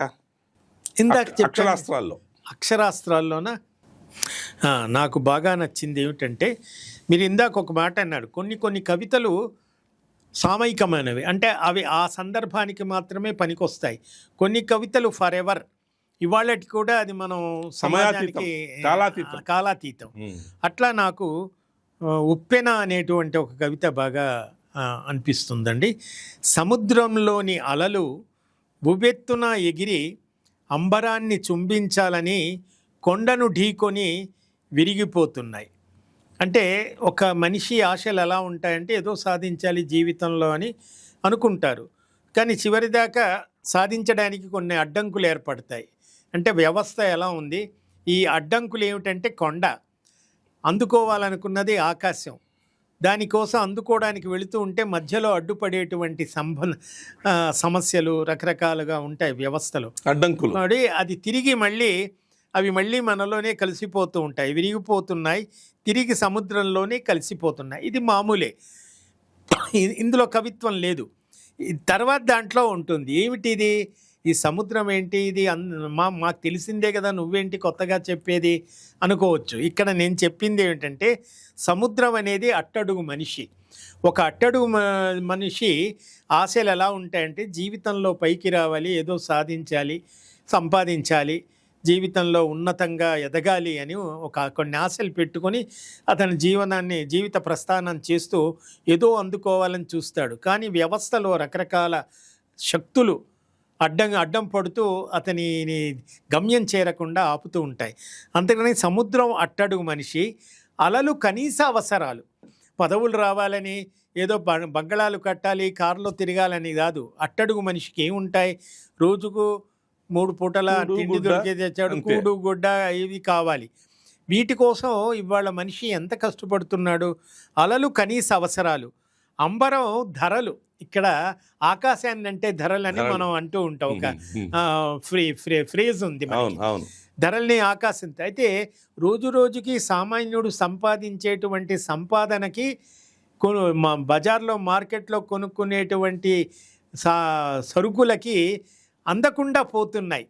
అక్కడ ధరలు పెరుగుతున్నాయి, ఇక్కడ వీడి జీతం పెరగట్లేదు. కాబట్టి వీడి జీవితం ఎంత దుర్భరంగా ఉందని చెప్పడానికి అంబరం ధరలు. ఇక్కడ మధ్యలో కొండ ఏంటి అంటే దళారీ. ఓకే, కొండ అనేవాడు ఇప్పుడు రైతులు కష్టపడి ఎంత సంపాదించిన మార్కెట్ యార్డ్స్లో ఈ మధ్య దళారీలు, ఇప్పుడు మనం మిర్చి అవన్నీ చూస్తూ ఉంటాం కదా, వాళ్ళే మధ్యలో కమిషన్లు కొట్టేసి తినటం వల్ల అటు రైతుకి పూర్తిగా చెందట్లేదు కష్టపడ్డవాడికి, ఇటు సామాన్యుడికి కూడా అవి అందట్లేదు. మధ్యలో ఈ కొండలాగా ఈ దళారీ వ్యవస్థ అడ్డుపడి వీడిని కనీస అవసరాలకి కూడా అడ్డుపడుతూ ఉన్నారు. అయితే ఇక్కడ చివరి ముగింపు హైలైట్. అయితే ఇది సముద్రము, మట్టడు మనిషి, ధరలు, అంబరము, కొండ, దళారి. అయితే మరి ఏమిటి అంటే, సముద్రం గనక ఒక్కసారి ఉప్పొంగితే ఆ మొత్తం ఆ చుట్టుపక్కల గ్రామాలే తుడిచిపెట్టుకుపోతాయి. కాబట్టి మరి సముద్రం పొంగితే అని వదిలేశాను. అంటే ప్రజలు తిరగబడితే ప్రశ్నార్థకం, అంతే కదా. ఇప్పుడు నిజాం ప్రభు చరిత్రలో ఏ విప్లవం చూసినా కూడా సామ్రాజ్యాలే రాజులే కిందికి దిగిపోయారు, సామ్రాజ్యాలే పతనం అయ్యాయి. ఎప్పుడు సామాన్యుడు తిరగబడితే ఇవన్నీ కూడా కిందికి దిగొస్తాయి అని ఒక చిన్న హెచ్చరిక. చాలా బాగుంది అది. నాకు నచ్చినవి కొత్త బాణి. నా కవితలోని ప్రతి అక్షరము విశ్వగవాచ్యానికి కట్టిన తోరణం, కవితామ తల్లికి ఆభరణం అనే అరిగిపోయిన పాటలు నే పాడను. అది ఎక్కుపెట్టిన బాణమో ఎక్స్రే కిరణమో అయితే సంతోషిస్తాను. అప్పటికే మీలో ఒక కొత్త బాణి ఉద్భవించిందన్నమాట. అది 80 ప్రాంతాల్లో రాసాము. అవును. అప్పటికి ఇంకా మనకి తెలుగులో ఉద్యమాలు అనేవి ఇంకా రాలే. 80 తర్వాతే మనకి దళితోద్యమం, స్త్రీవాదం, అస్తిత్వవాదం, మైనారిటీ బీసీ వాదం అని రకరకాల కవిత్వం వచ్చింది. అంతకు ముందు రాసినటువంటిది ఇది. తర్వాత విజయదశమి. ఎన్ని విజయదశమిలు వస్తే నేను దండగా, అన్యాయంపై న్యాయం విజయం సాధించిన నాడే నాకు పండగ. ఎంత బాగుంది. అదొకటి. తర్వాత సమాజంలో తూర్పు కొండలలో మార్పు వచ్చిందట, లేత వెలుగు ఇప్పుడే పూతకొచ్చిందట. మరి నాకంతా చీకటిగానే ఉంది, ఇంకా తెల్లవారినట్లు అనిపిస్తుంది. అంటే ఆ వచ్చే ప్రగతి మన దాకా రావడం లేదు. ఇవన్నీ కొన్ని కాలాతీతమైన భావనలు అని నా అభిప్రాయం. అందువల్ల నాకు నచ్చాయి. బాగుందండి. తర్వాత మేల్కొన్న చైతన్యం కూడా చాలా బాగుంది. Thank you. తర్వాత మీ భాషా మంజూషలో విభిన్నమైన మనులు ఉన్నాయి. మీ సంస్కృతి శైలుషిక పదగతిలో భిన్నమైన స్వరకింకిణులు ఉన్నాయి. అందువల్లే మీరు ఆ ముత్యాల సంస్థానం, ముత్యాల దీపం రాశారు. అవునండి. చరితం రాశారు, అమర భవాని రాశారు, ఆ తర్వాత చీకటి వెలుగులు రాశారు, కన్నెచెర రాశారు. అవును. వాటన్నిటి గురించి కూడా కాస్త క్లుప్తంగా మాట్లాడుకుందాం. అలాగే. ఇప్పుడు సంస్థానాధీశుల గురించి రాసిన పుస్తకాల్లో మీరు ఈ వాసిరెడ్డి అనే ఇంటి పేరు ఎలా వచ్చిందో 2-3 థీరీలు ఉన్నాయి అందులో. మీకు ఏ థీరీ సబబు అనిపిస్తుంది? అంటే వాసిరెడ్డి అనేది మనకి చరిత్రలో వాసిరెడ్డి వెంకటాద్రి నాయుడు అని ఆయన చారిత్రక పురుషుడు అండి. అమరావతి ఇప్పుడు మనం ఏదైతే చెప్పుకుంటున్నామో గుంటూరు దగ్గర అమరావతి, తర్వాత అమరేశ్వర ఆలయం, ఇవన్నీ కూడా ఆయన 13వ శతాబ్ది 14వ శతాబ్ది ఆ రోజు రాత అంటారు. ఆ వాసిరెడ్డి వంశం అనేది ఆ రోజుల నుంచి వస్తున్నటువంటి వంశపారంపర్యమే.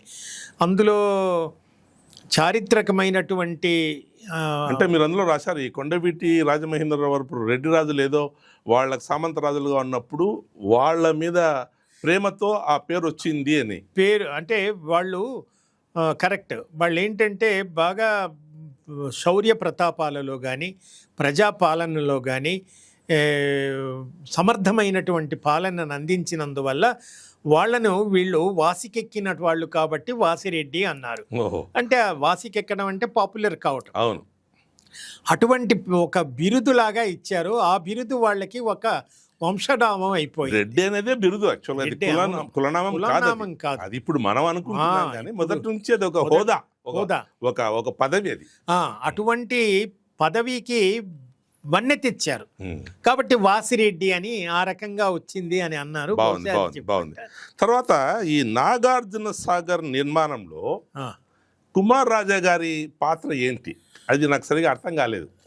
అంటే నాగార్జున సాగర్ గవర్నమెంట్ ప్రాజెక్టు, కానీ దాని గురించి ఈయన ఏదో చేశారు కదా, అది ఏదో 2-3 వాక్యాల్లో చెప్పగలరా? చెప్తాను.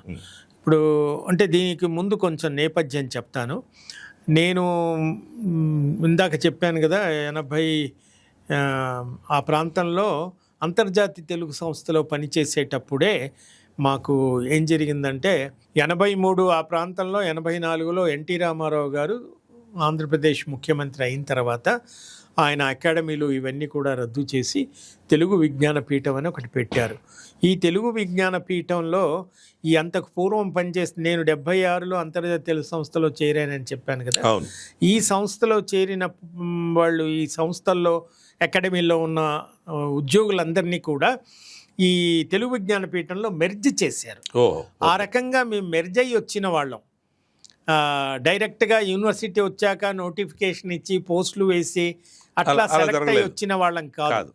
ఆ రకంగా వచ్చినప్పుడు తెలుగు విజ్ఞాన పీఠానికి మాకు మొట్టమొదట తూమాటి దొణప్ప గారు ఆయన వైస్ ఛాన్సలర్గా విజ్ఞాన పీఠం అన్నప్పుడు దానికి ఏదో స్పెషల్ ఆఫీసర్ అన్నారు. తర్వాత తెలుగు విశ్వవిద్యాలయం పెట్టి వైస్ ఛాన్సలర్ వేశారు. ముత్యాల దీపంకి ఆయన ముందు మాట రాశారు. ముత్యాల దీపానికి రాశారు. అంతకుముందు దీనికి ముందు నేపథ్యం ఒకటి ఉంది, అది చెప్పి నేను ముత్యాల దీపంలోకి వెళ్తాను. తూమాటి దొణప్ప గారికి చల్లపల్లి రాజా గారు బాగా పరిచయం. ఆయన పేరు యార్లగడ్డ రామకృష్ణ ప్రసాద్, ఓకే. శ్రీమంతు అనే వాళ్ళని రాజులని శ్రీమంతు ఇలా ఏవో వాళ్ళకి బిరుదులు ఉంటాయి.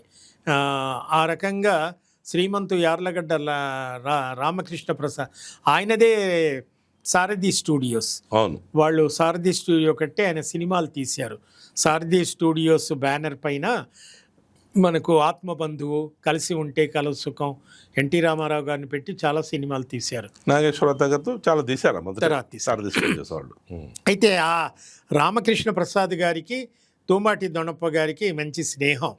ఒకరోజు రామకృష్ణ ప్రసాద్ గారు, దోణప్ప గారు మా ఆఫీసు కళాభవన్లో ఉండేది. అంతకుముందు అంతర్జాతీయ తెలుగు సంస్థ ఇందులో చేరిన తర్వాత అకాడమీలన్నీ కళాభవన్లో ఆఫీస్ పెట్టి అక్కడ పనిచేస్తూ ఉండేది. ఈ తెలుగు విజ్ఞానపీఠమే తర్వాత తెలుగు విశ్వవిద్యాలయంగా మారింది. మేమంతా తెలుగు విజ్ఞానపీఠంలో పనిచేసే తొలి రోజుల్లో ఈ రామకృష్ణ ప్రసాద్ గారు వచ్చి దొణప్ప గారితో ఒకరోజు మేము చల్లపల్లి రాజా గారి రామకృష్ణ ప్రసాద్ గారి భార్య భవానీదేవి గారు, ఆవిడ్ని రాణి భవానీదేవి అని పిలిచేవారు. ఆవిడ దివంగతులయ్యారు.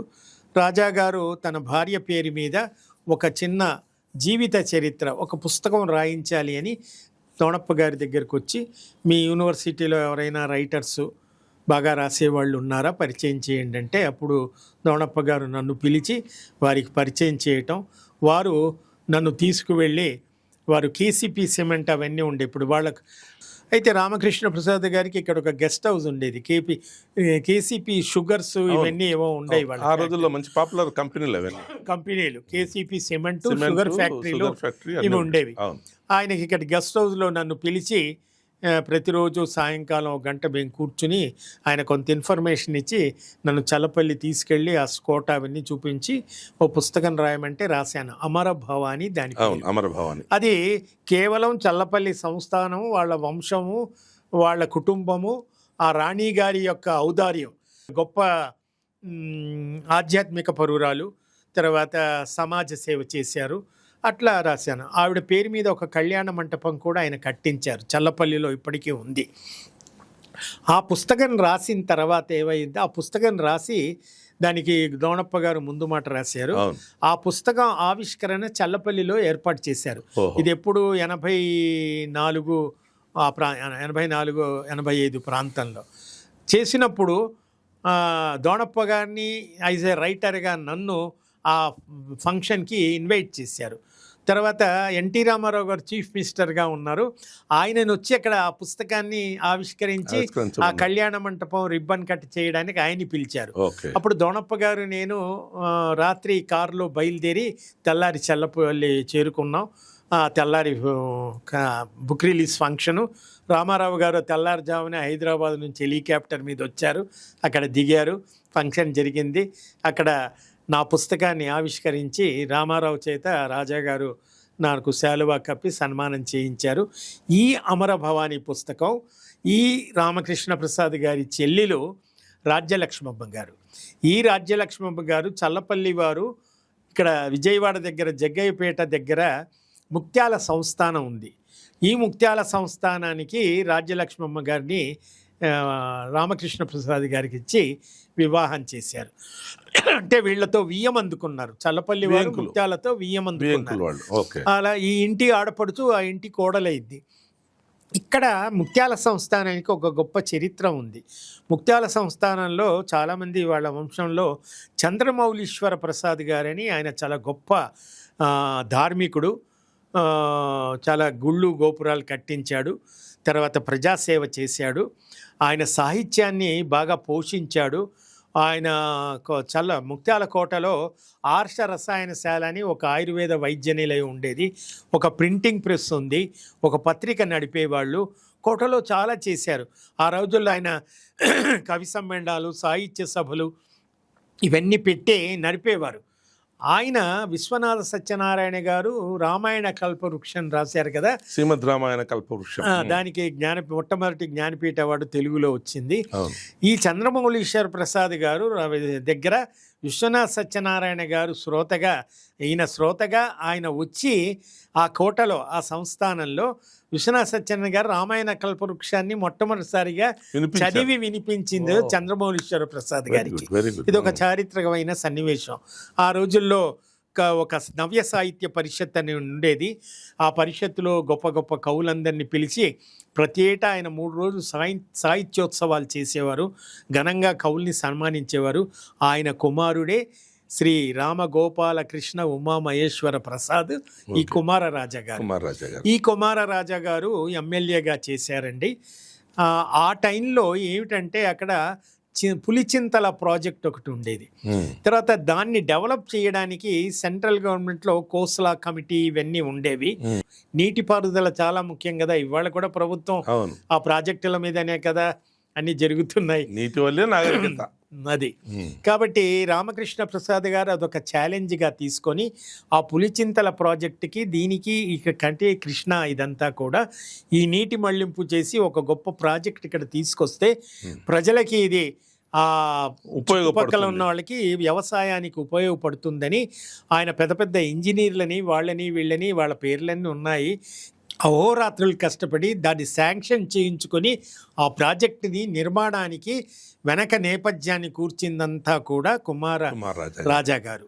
ఒక సంస్థానాధీశుడు అయినప్పటికీ కూడా ప్రజల కోసం ప్రజల సంక్షేమం కోసం నాగార్జున సాగర్ ప్రాజెక్ట్ రావడానికి ఆయనే ఎక్కువగా కృషి చేశారు. కానీ చాలా బాగుంది దీని గురించి తెలుసుకోవడం. ఆ నాగార్జున సాగర్ ప్రాజెక్టుని ఇనాగ్రేట్ చేయడానికి నెహ్రూ గారు వచ్చారు. అవును. సో ఆ రోజుల్లో ఆయన కష్టపడ్డదానికి వాళ్ళ నాగార్జున ప్రాజెక్ట్ సాగర్ ఉంది అంటే ఈయన అక్కడ ప్రజలంతా కూడా అపర భగీరథుడుగా చెప్పుకుంటారు. నిజమే కదా. దివి నుండి గంగను భువికి తెచ్చిన భగీరథుడు అని చెప్తారు. ఆయన విగ్రహం కూడా ఇప్పుడు అక్కడ పులిచింతల ప్రాజెక్ట్ దగ్గర రాజాగారి విగ్రహం. కుమారరాజా గారి జీవితం ధన్యం. ఆయన నిజంగా ప్రజల సంక్షేమం కోసమే చేశాడు ఇది. అయితే ఇది ఎలా జరిగిందంటే అమర భవానీ పుస్తకం నేను రాసింది అది కేవలం వాళ్ళ కుటుంబానికి సంబంధించింది. అది ప్రజలకి పెద్దగా ఏమన్నా జమీందారులు వాళ్ళ జీవితం మనకెందుకులే అన్నట్టుంటుంది. ఈ పుస్తకం ప్రభావితం చేసి ఆ జమీందారీ వంశంలోని అందరూ ఈ పుస్తకాన్ని చదివి అప్పుడు ఆ రామకృష్ణ ప్రసాద్ గారి చెల్లెలేగా రాజ్యలక్ష్మమ్మ గారు కుమారరాజా గారి భార్య ఆవిడ ఏం చేశారు, అప్పటికి రాజా గారు లేరండి. ఆయన చాలా సడన్గా ఈ ప్రాజెక్టు పని జరిగేటప్పుడే గుండెపోటు వచ్చి చనిపోయారు.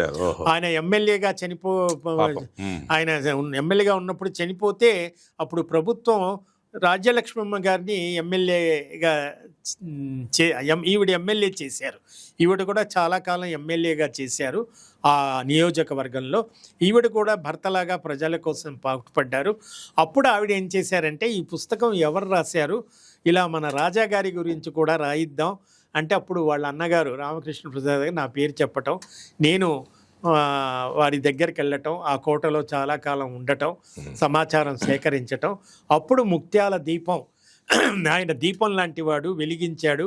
అందుకని ముత్యాల సంస్థానం అని డైరెక్ట్ పేరు పెట్టకుండా ముత్యాల దీపం అని రామకృష్ణ ప్రసాద్ గారి జీవితంతో పాటు నాగార్జున సాగర్ ప్రాజెక్ట్ అంతా కూడా. అవును, ఆ ఫోటోలు చూశాను నేను. Nagarjuna Sagar under construction. దాని తర్వాత ఇందులో కుమారరాజా గారి ప్రమేయం ఏంటి మిమ్మల్ని అడుగుదాం అనుకున్నాను. చాలా బాగా చెప్పారు మీరు అది. తర్వాత అందులో ఒక చోట తులారణం పదం వాడారు. అదేదో 2 ముఠాలకు సంబంధించో 2 సంస్థానాలకు సంబంధించో యుద్ధం నివారించడానికి ఏదో చేశారని చెప్పారు మీరు.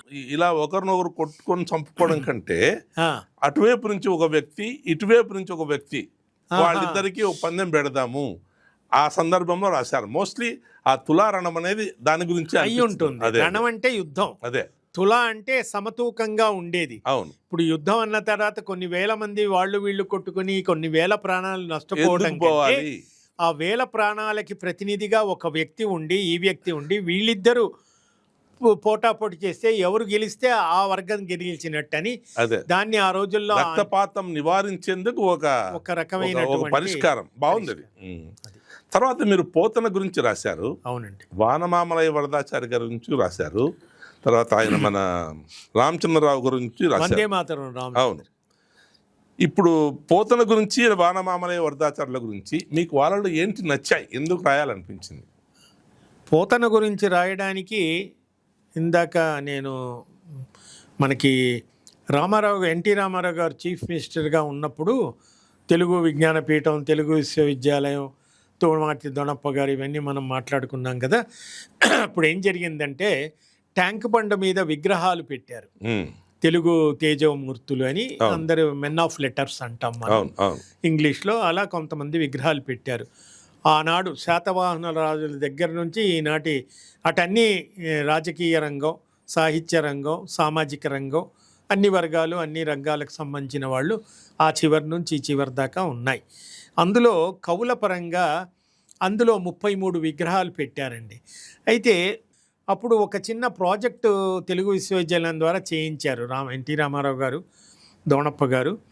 ఈ విగ్రహాల మీద గురించి జనరేషన్కి తెలియడానికి, మామూలు ఈ పిల్లలు విద్యార్థులు తెలియడానికి ఇతనెవరు, కట్టమంచి రామలింగారెడ్డి ఎవరు, ఈ బూరుగుల ఇట్లా వీళ్ళ గురించి తెలియడానికి ఒక చిన్న మోనోగ్రాఫ్స్, వాళ్ళ జీవిత చరిత్రలు లఘు గ్రంథాలుగా చిన్నగా పాకెట్ సైజులో చేసి అన్ని స్కూళ్ళకి వాళ్ళకి పంచితే ఈ జనరేషన్స్కి తెలుస్తుంది అని ఒక స్కీమ్ పెట్టి ముందు చూపు రామారావు గారు చాలా గొప్ప సేవ చేశారు. భాషకి, సాహిత్యానికి చాలా గొప్ప మనిషి. అయితే ఈ 33 విగ్రహాలు ఏం చేశామంటే ఆ ప్రాజెక్టు కూడా లోనప్ప గారు, నేను అప్పుడు పబ్లికేషన్స్ డిపార్ట్మెంట్లో హెడ్గా ఉన్నానండి. అప్పుడు నేను, నాతో ఉన్న మా ఇతర మిత్రులు అందరం కలిసి దానికి నాగభైరవ కోటేశ్వరరావు గారు అని ఒక గొప్ప కవి పండితులు ఉన్నారు. ఆయన మాకు పాలక మండలి సభ్యులు. అటు రామారావు గారి సినిమాలకు కూడా ఆయన కొంత పని చేశారు. విశ్వామిత్ర ఏవో అలాంటి సినిమాలకి కొన్ని పాటలు అవి రాశారు. దోణప్ప గారికి సన్నిహితులు, మా పాలక మండలి సభ్యులు. ఆయన సంపాదకత్వంలో నాకు ఈ ప్రాజెక్ట్ ఇచ్చి 33 విగ్రహాల గురించి ఒక్కొక్కళ్ళ రైటర్ని సెలెక్ట్ చేసి రాయించండి అన్నారు. అట్లా ఇందాక అన్నమాచార్య గురించి కామిశెట్టి గారికి, నన్నయ్య గురించి శ్రీనివాసులు గారు మా గురువు గారు, అదే నన్నయ్య గురించి మధునాపంతుల సత్యనారాయణ శాస్త్రి, తిక్కన గురించి నండూరి రామకృష్ణమాచార్య, ఇట్లా కొంతమందిని సెలెక్ట్ చేసి వాళ్ళకి ఇచ్చిన ఆ నేపథ్యంలో పోతన గురించి నన్ను రాయమన్నారు. అట్లా నాకు వచ్చిన ఒక గొప్ప అవకాశం.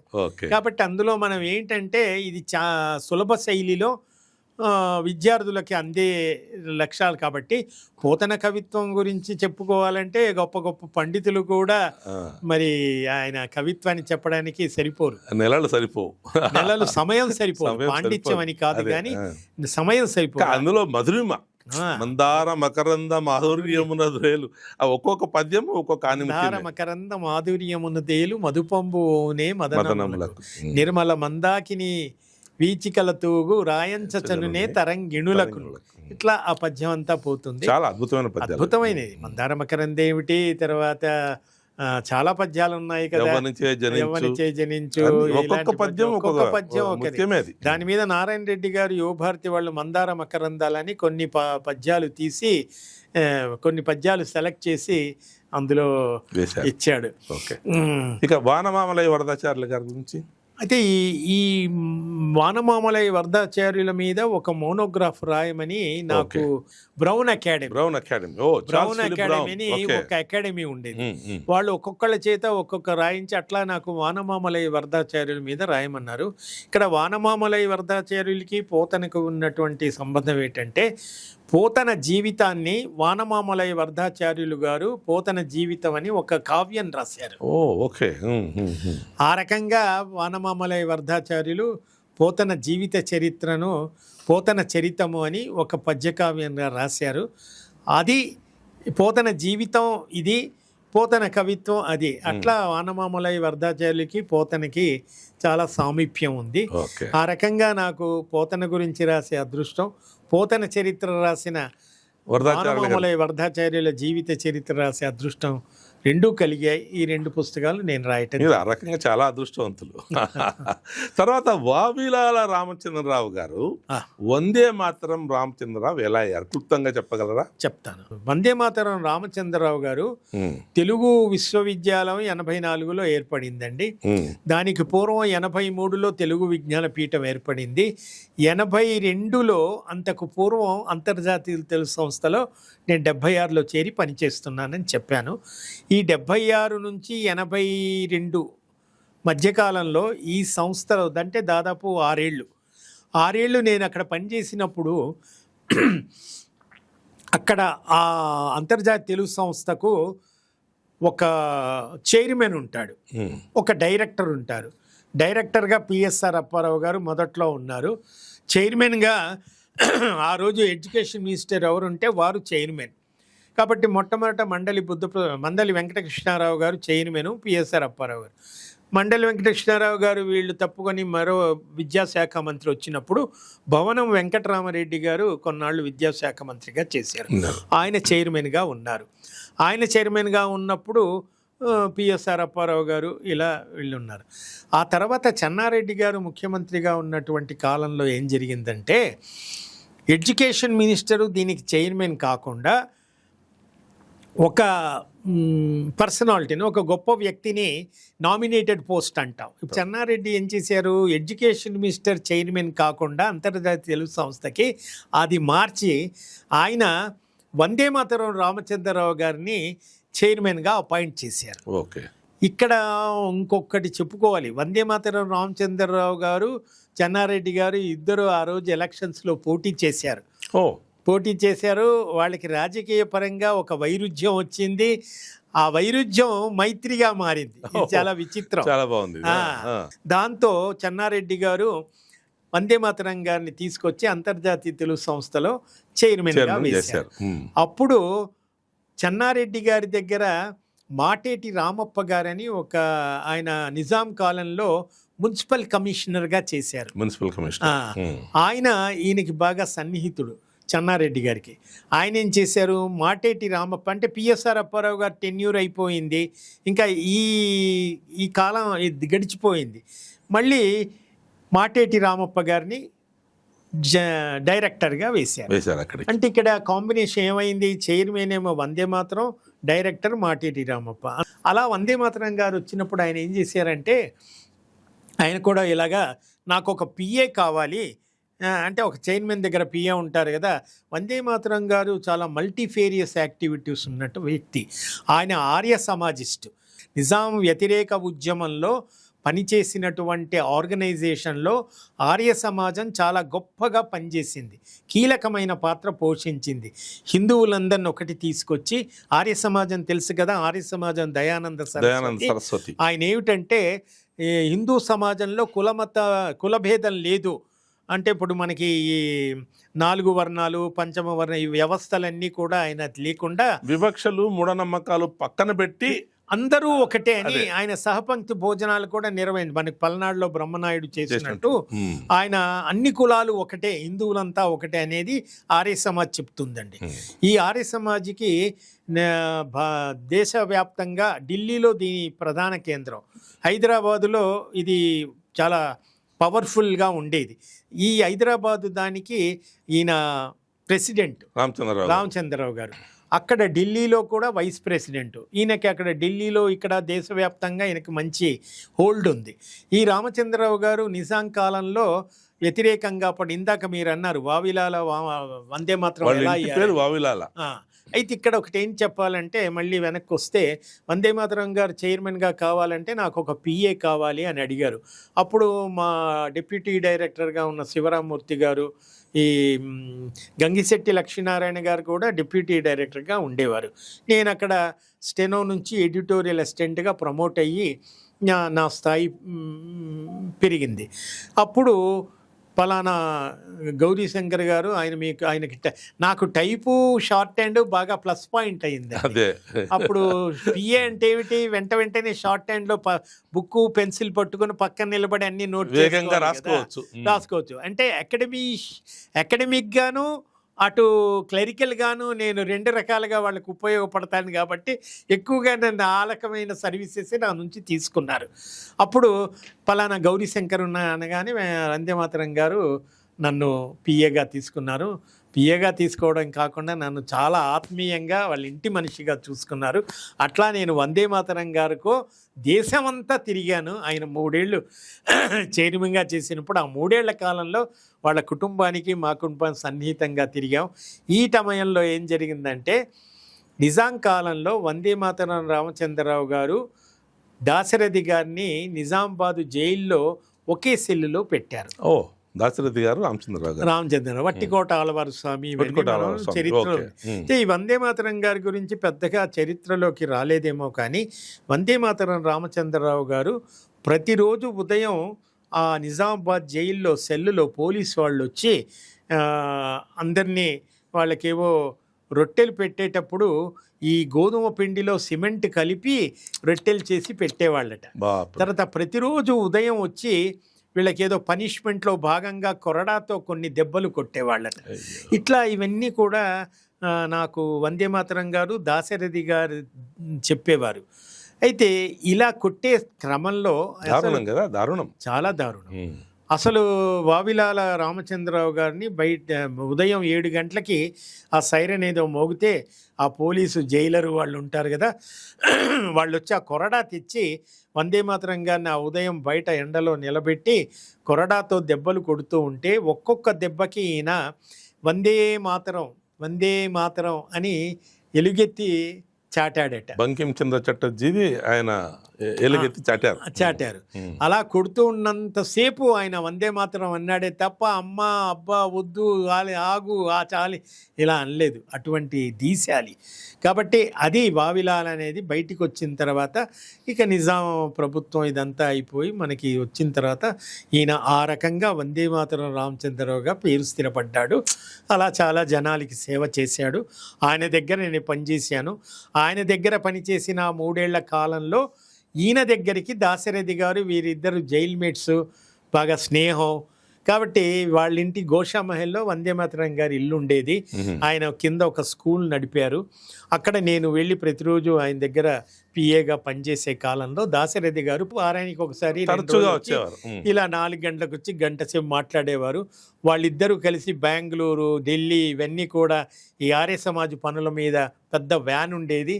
నేను తిరిగేటప్పుడు నన్ను వెంట తీసుకెళ్ళి అట్లా నేను దాశరథి గారికి బాగా దగ్గరయ్యాను.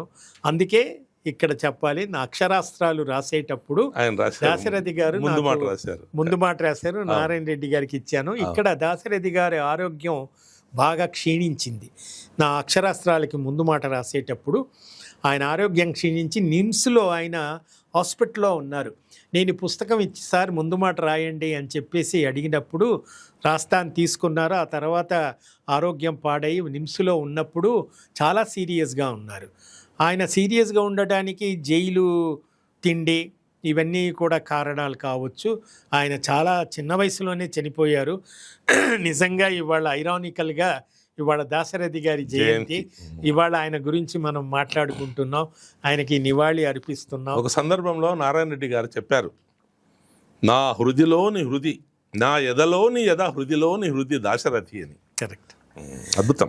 అయితే ఇక్కడ అప్పుడు నిమ్స్లో ఆయన బెడ్ మీద ఉన్నప్పుడు, నేను వందే మాతరం ఉన్నప్పుడు ఆ టైంలోనే ఆయన ఫోన్ చేసి దాశరథి గారు, నాకు అప్పుడు సెల్లులు ఇవి లేవు కదా, ఫోన్ చేసి గౌరీ శంకర్ నేను కొంచెం పర్వాలేదు, నువ్వు ఎలాగో షార్ట్ హ్యాండ్ వచ్చు కదా, ఒకసారి నువ్వు ఇక్కడ హాస్పిటల్కి వచ్చేసేయి, నేను డిక్టేట్ చేస్తాను, నువ్వు రాసుకో అంటే నేను వెంటనే పరిగెత్తి ఆ షార్ట్ హ్యాండ్లోనే ఆయన మంచం మీద ఉండి ఆ హాస్పిటల్లో బెడ్ మీద ఉండి డిక్టేట్ చేస్తే నేను రాసుకున్నదే నా అక్షరాస్త్రాల్లో ముందు మాట రాసి టైప్ చేసి మళ్ళీ సార్కి చూపించి, ఆయన ఇక్కడ హైదర్గూడలో మాతృశ్రీ అపార్ట్మెంట్లో ఉండేవారు. అప్పుడు సంతకం తీసుకొని అలా ప్రింట్ చేసామండి. అద్భుతం. ఇక్కడ దాశరథి గారు డిక్టేషన్ చెప్పేటప్పుడు ఇంకొక మాట చెప్తాను.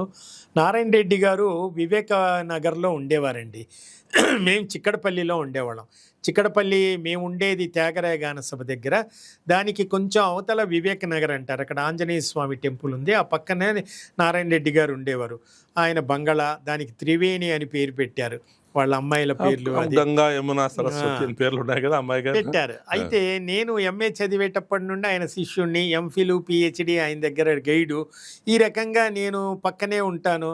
నారాయణ రెడ్డి గారి ఇంటికి తరచుగా వెళ్ళటం ఆ విధమైనది. అయితే ఆయన రష్యాకి వెళ్ళారండి. నారాయణ రెడ్డి గారు రష్యాకి వెళ్ళినప్పుడు సోవియట్ వాళ్ళప్పుడు అందరినీ కవుల్ని వాళ్ళందరినీ చాలామంది వెళ్ళారు, రచయితలందరూ ఆ పర్యటన చేసి వచ్చేవాళ్ళు.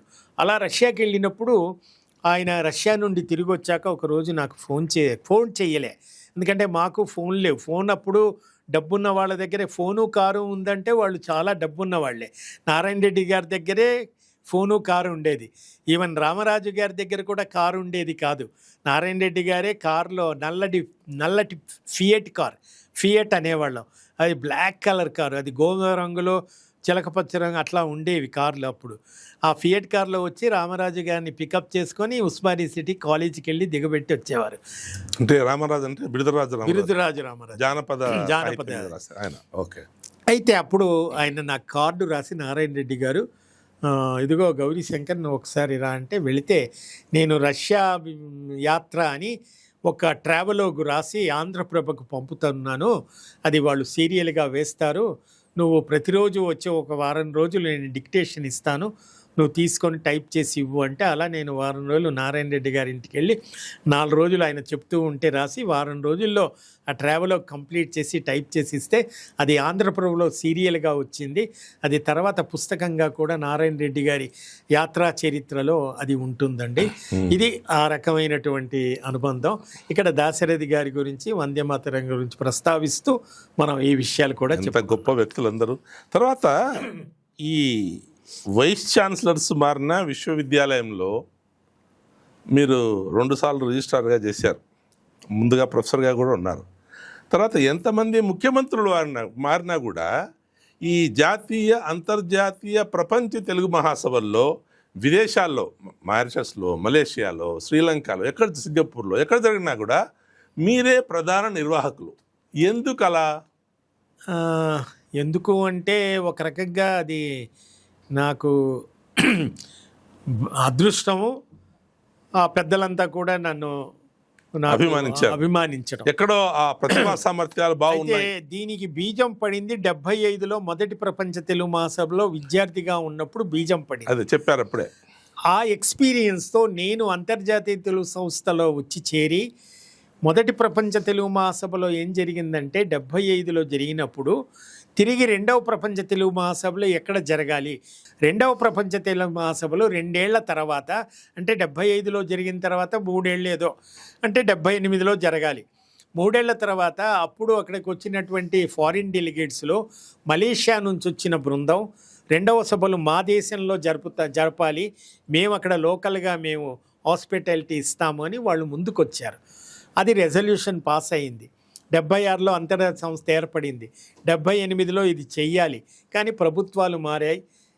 అంతా ప్రభుత్వాలు మారినప్పుడు వాళ్ళ ప్రయారిటీస్ మారిపోతుంది. అది అలా వెనకపడుతూ 81లో 2వ ప్రపంచ తెలుగు మహాసభలు జరపాలి అని డిసైడ్ చేశారు. అప్పుడు అంజయ్య గారు చీఫ్ మినిస్టర్గా ఉన్నారు. అప్పుడు అంజయ్య గారి టైంలో మాటేటి రామప్ప గారు, వీళ్ళు వందే మాత్రం, వీళ్ళు ఈ కాంబినేషన్ ఉన్నప్పుడు 81లో 2వ ప్రపంచ తెలుగు మహాసభలు చేయాలి అని. అంటే 70 తర్వాత 81 అంటే 6 ఏళ్ళు. అప్పటికి ఇంకా యూనివర్సిటీ రాలే, అంతర్జాతీయ తెలుగు సంస్థ.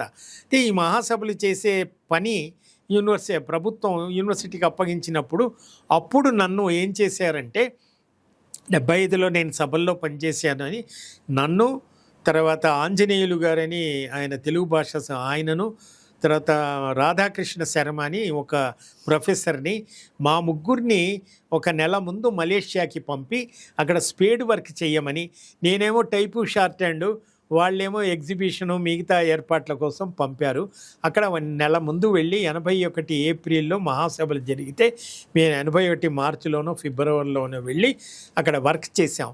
ఆ తర్వాత మళ్ళీ తిరిగి మామూలైంది. ఈలోగా చాలా మార్పులు వచ్చి 83, 84లో విజ్ఞానపీఠం అంతర్జాతీయ సంస్థతో విలీనం కావటం, విశ్వవిద్యాలయం రావటం. విశ్వవిద్యాలయం రాగానే మళ్ళీ 3వ ప్రపంచ మహాసభలు మలేషియాలో జరిగినప్పుడు 81లో 3వ ప్రపంచ మహాసభలు ఎక్కడ జరపాలి, ఎవరు జరుపుతారన్నప్పుడు అప్పుడు మారిషస్ నుంచి వచ్చినటువంటి బృందం వచ్చి 3వ సభలు మా దేశంలో చేయండి, మేము అక్కడ లోకల్గా హాస్పిటాలిటీ చేస్తాము, హోస్ట్గా ఉంటాము అనటంతో అది ఒక రికార్డ్ అయింది. ఈ మహాసభలు 90లో ఏమైంది, నారాయణ రెడ్డి గారు వచ్చిన తర్వాత, అప్పుడు నారాయణ రెడ్డి గారు ఉన్నప్పుడు చెన్నారెడ్డి గారు చీఫ్ మినిస్టర్గా ఉన్నారు. అప్పుడే కదా 90లో బుద్ధ విగ్రహం పడిపోయినప్పుడు బెంగళూరులో తెలుగు మహాసభలు జరిగాయి. ప్రపంచ తెలుగు మహాసభలు ఏది ఫోర్టులో జరిగాయి, ప్యాలెస్, బెంగళూరు ప్యాలెస్. బెంగళూరు ప్యాలెస్లో జరిగాయి వచ్చాను, నేను కూడా వచ్చాను. 90 ఫిబ్రవరిలో.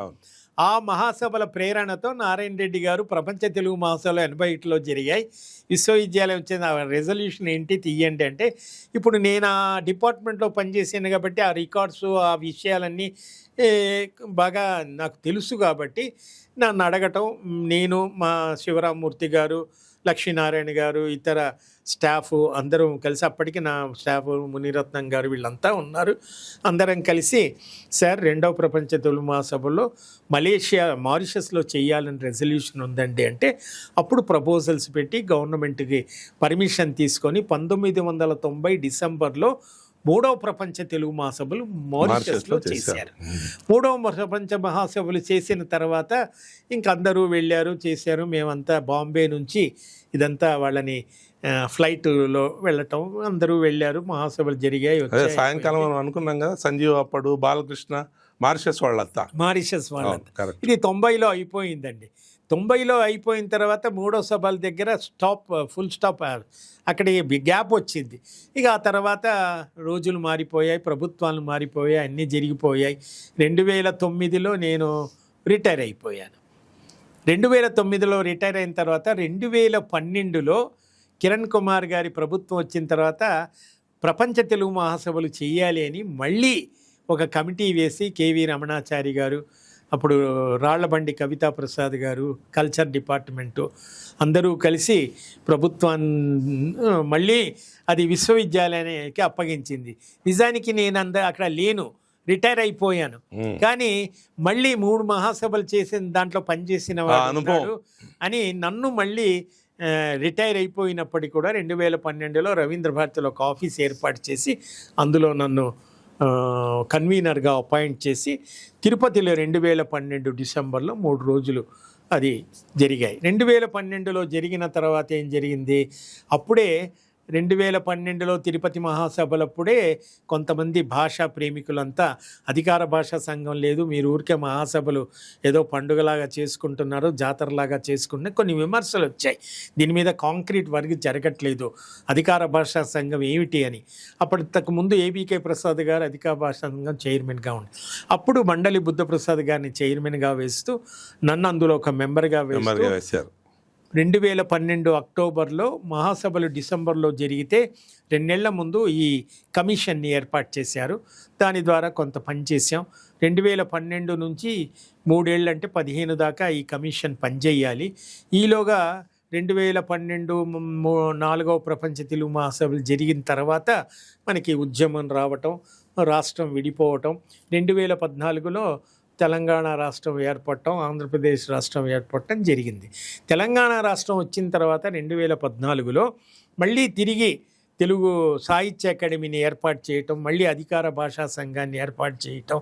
ఈ నేపథ్యంలో ప్రపంచ తెలుగు మహాసభలు కూడా గతంలో ఘనంగా చేసింది ఆ ప్రభుత్వం, మన ప్రభుత్వం ద్వారా కూడా చెయ్యాలి అని మళ్ళీ ప్రపంచవ్యాప్తంగా ఉన్న తెలుగు వాళ్ళని ఏకం చేస్తూ 2017 డిసెంబర్లో మళ్ళీ అదే లాల్ బహదూర్ స్టేడియంలో ఆ మొదటి ప్రపంచ తెలుగు మహాసభలను స్థాయిలో చేయాలి అని ప్రభుత్వం సంకల్పించి చాలా అద్భుతంగా చేస్తూ, దానికి ఆగస్టులోనే ఒక కమిటీ ఏర్పాటు చేస్తూ, అందులో కేవీ రమణాచారి గారి పెద్దలు వీళ్ళంతా, నేనంతా వాళ్ళ దగ్గర పనిచేశాను కాబట్టి మళ్ళీ పలానా గౌరీశంకర్ ఇంతకు పూర్వం చేశాడు అని మళ్ళీ, అంటే నాతో పాటు ఇంకా చాలామంది ఉన్నారు, నేనే చేశాను అని చెప్పటం కాదు ఇక్కడ, but I'm one of them. ఈ అన్నిట్లోనూ కాన్స్టెంట్గా మీరున్నారు. అది వచ్చాను డిసెంబర్ సభలకు వచ్చాను.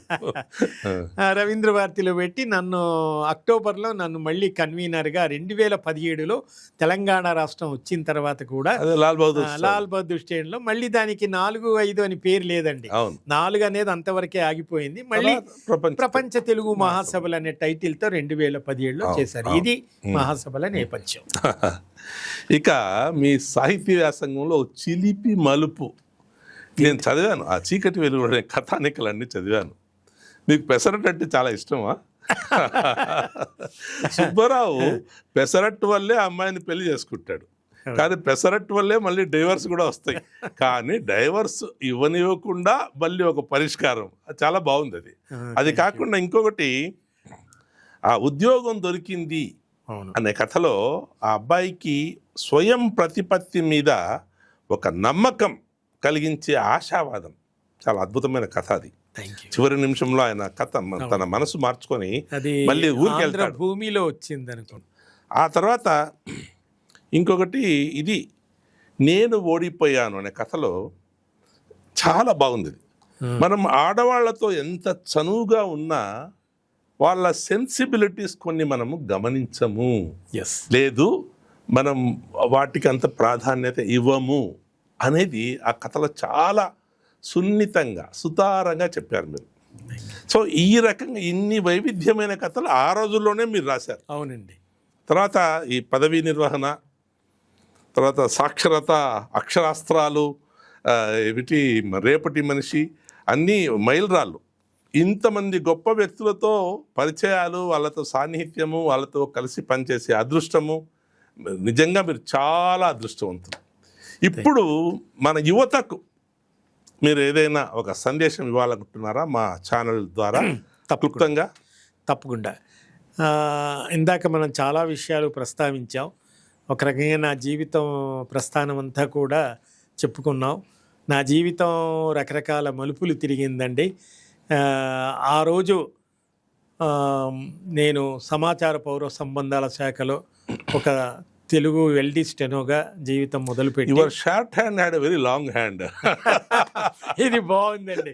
Short hand give me very long hand. తర్వాత చాలా అదృష్టం కూడా మీరు ఆ పదవులు, ఆ సాన్నిహిత్యాలు, ఆ సంబంధ బాంధవ్యాలు, ఆ పెద్ద పెద్ద వ్యక్తులతో మీ పరిచయాలు చాలా బాగున్నాయి. అయితే అక్కడ నేను అంటే మా పెద్దవాళ్ళు, అమ్మా నాన్న, మా ఇంట్లో వాళ్ళు అందరూ కూడా, మా ఫ్రెండ్స్ అందరూ కూడా ఒక గవర్నమెంట్ జాబ్ వదులుకొని నువ్వు నిన్నగాక మొన్న పెట్టిన ఒక ప్రైవేట్ సంస్థలో చేరతానంటున్నావని ఆ రోజు నన్ను వాళ్ళు వద్దు వద్దు అన్నారు. నిజమే, వాళ్ళ వైపు నుంచి అది కరెక్టేనే, కాదన్నా. అయితే ఆ ఏజ్లో నేను తొందరపడి తీసుకున్న నిర్ణయం ఒక మంచి రిజల్ట్కి దారి తీయటం నేను జీవితంలో. తొందరపడి తీసుకున్న నిర్ణయం అనే దానికంటే మీరు మనసు పడ్డాను. మీరు మనసు పడి తీసుకున్న నిర్ణయం కనుక అది మీ జీవితాన్ని ఒక మలుపు తిప్పింది అనిపించింది నాకు. అది కరెక్టే. అయితే మనం జీవితంలో ఒక మోడ్ అంటే మలుపు వచ్చినప్పుడు ఒక మనసు చెప్పిన నిర్ణయానికే కట్టుబడి ఉండాలి అన్నదే నేను ఇవాళ యువతకు చెప్పేదండి. మన మనసు స్ట్రాంగ్గా ఆలోచించి స్టెప్ వేయటం అనేది చాలా ముఖ్యం. Listen to the heart. దృఢ నిశ్చయంతో. అది కూడా మనసు చెప్పిందే వినాలి కానీ, అంటే పెద్దవాళ్ళు చెప్పింది వినొద్దు అనేది నాకు ఇక్కడ అది ఉద్దేశం కాదు. 10 మంది 10 రకాలు చెప్పినా నువ్వు నీ స్వయం నిర్ణయం మీద నువ్వు అడుగు వేయాలి అనేది ఒకటి నేను చెప్తున్నాను. ఆ రకంగా నేను అడుగు వేయటం వల్ల ఇన్ని రకాల మలుపులు తిరగటం, ఇవాళ ఈ స్థాయికి ఎదగటం అనేది నిజంగా ఒక రకంగా నాకు, నేను దేవుణ్ణి నమ్ముతాను కాబట్టి భగవంతుడు ఇచ్చిన వరం. ఈ పెద్దవాళ్ళందరూ వెనక నన్ను ప్రోత్సహించారు. ప్రతి వ్యక్తిని నేను ఇవాళ పేర్లు చెప్పాలంటే పెద్ద లిస్ట్ అవుతుంది. అందరూ కూడా నా జీవితంలో వెనక ఉండి నన్ను అందరూ మహానుభావులు. వాళ్ళందరికీ వందనాలు. యువత ఏమిటి చేయాలి అంటే ఇవాళ వాళ్ళు ఒక జీవితంలో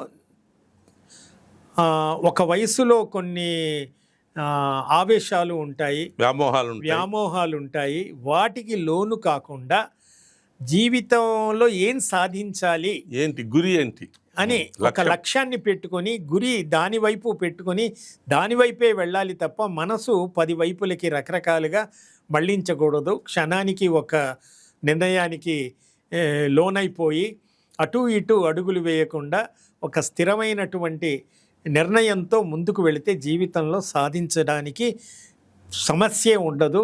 అదేం పెద్ద కష్టం కాదు అన్నదే నా ఉద్దేశం అండి. కాబట్టి ఇవాళ యువతకి ఒక రకంగా చెప్పాలంటే మా నాటి కాలంలో పరిస్థితులు వేరు. ఇవాళ యువతకి ఇవాళ గ్లోబలైజేషన్ వచ్చింది.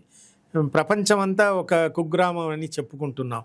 కాబట్టి ఇవాళ అవకాశాలు చాలా ఉన్నాయి.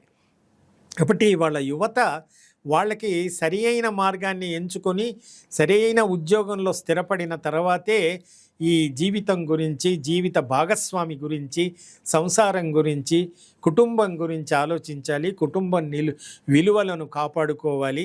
తల్లిదండ్రులను ప్రేమించాలి. తల్లిదండ్రులే మన జీవితానికి ముఖ్యం. వాళ్ళని గౌరవించాలి, ఆదరించాలి, జీవితంలో స్థిరపడాలి. మీ అమూల్యమైన సమయాన్ని మా కోసం, మా ప్రేక్షకుల కోసం కేటాయించి ఇంత మంచి సందేశం ఇచ్చినందుకు మీకు ధన్యవాదాలు. చాలా చాలా కృతజ్ఞతలు. ధన్యవాదాలండి. నాకు కూడా ఈ వేదిక ద్వారా నా జీవితాన్ని, నాలో ఉన్న విషయాలన్నీ కూడా ఈ విధంగా 10 మందితో పంచుకునే ఒక గొప్ప అవకాశాన్ని కల్పించినటువంటి ఈ 3TV వాళ్ళకి, యాజమాన్యానికి, ముఖ్యంగా ఇందులో ప్రతి ఒక్కళ్ళకి పేరు పేరున, ముఖ్యంగా మీకు అయ్యో లేదు నేను నాతో మీకున్న కొద్దిపాటి పరిచయాన్ని దృష్టిలో పెట్టుకొని నన్ను ఆహ్వానించి ఈ నా జీవితాన్ని మొత్తాన్ని ఒక తెరిచిన పుస్తకంలాగా ఇవాళ మీరు నా చేత చెప్పించినందుకు చాలా చాలా ధన్యవాదాలు. పరిచయం కొద్దిపాటైనా వ్యక్తి గొప్ప వ్యక్తి కదా, అందువల్ల. సో ధన్యవాదాలు సార్. Thank you. మళ్ళీ కలుసుకుందాం.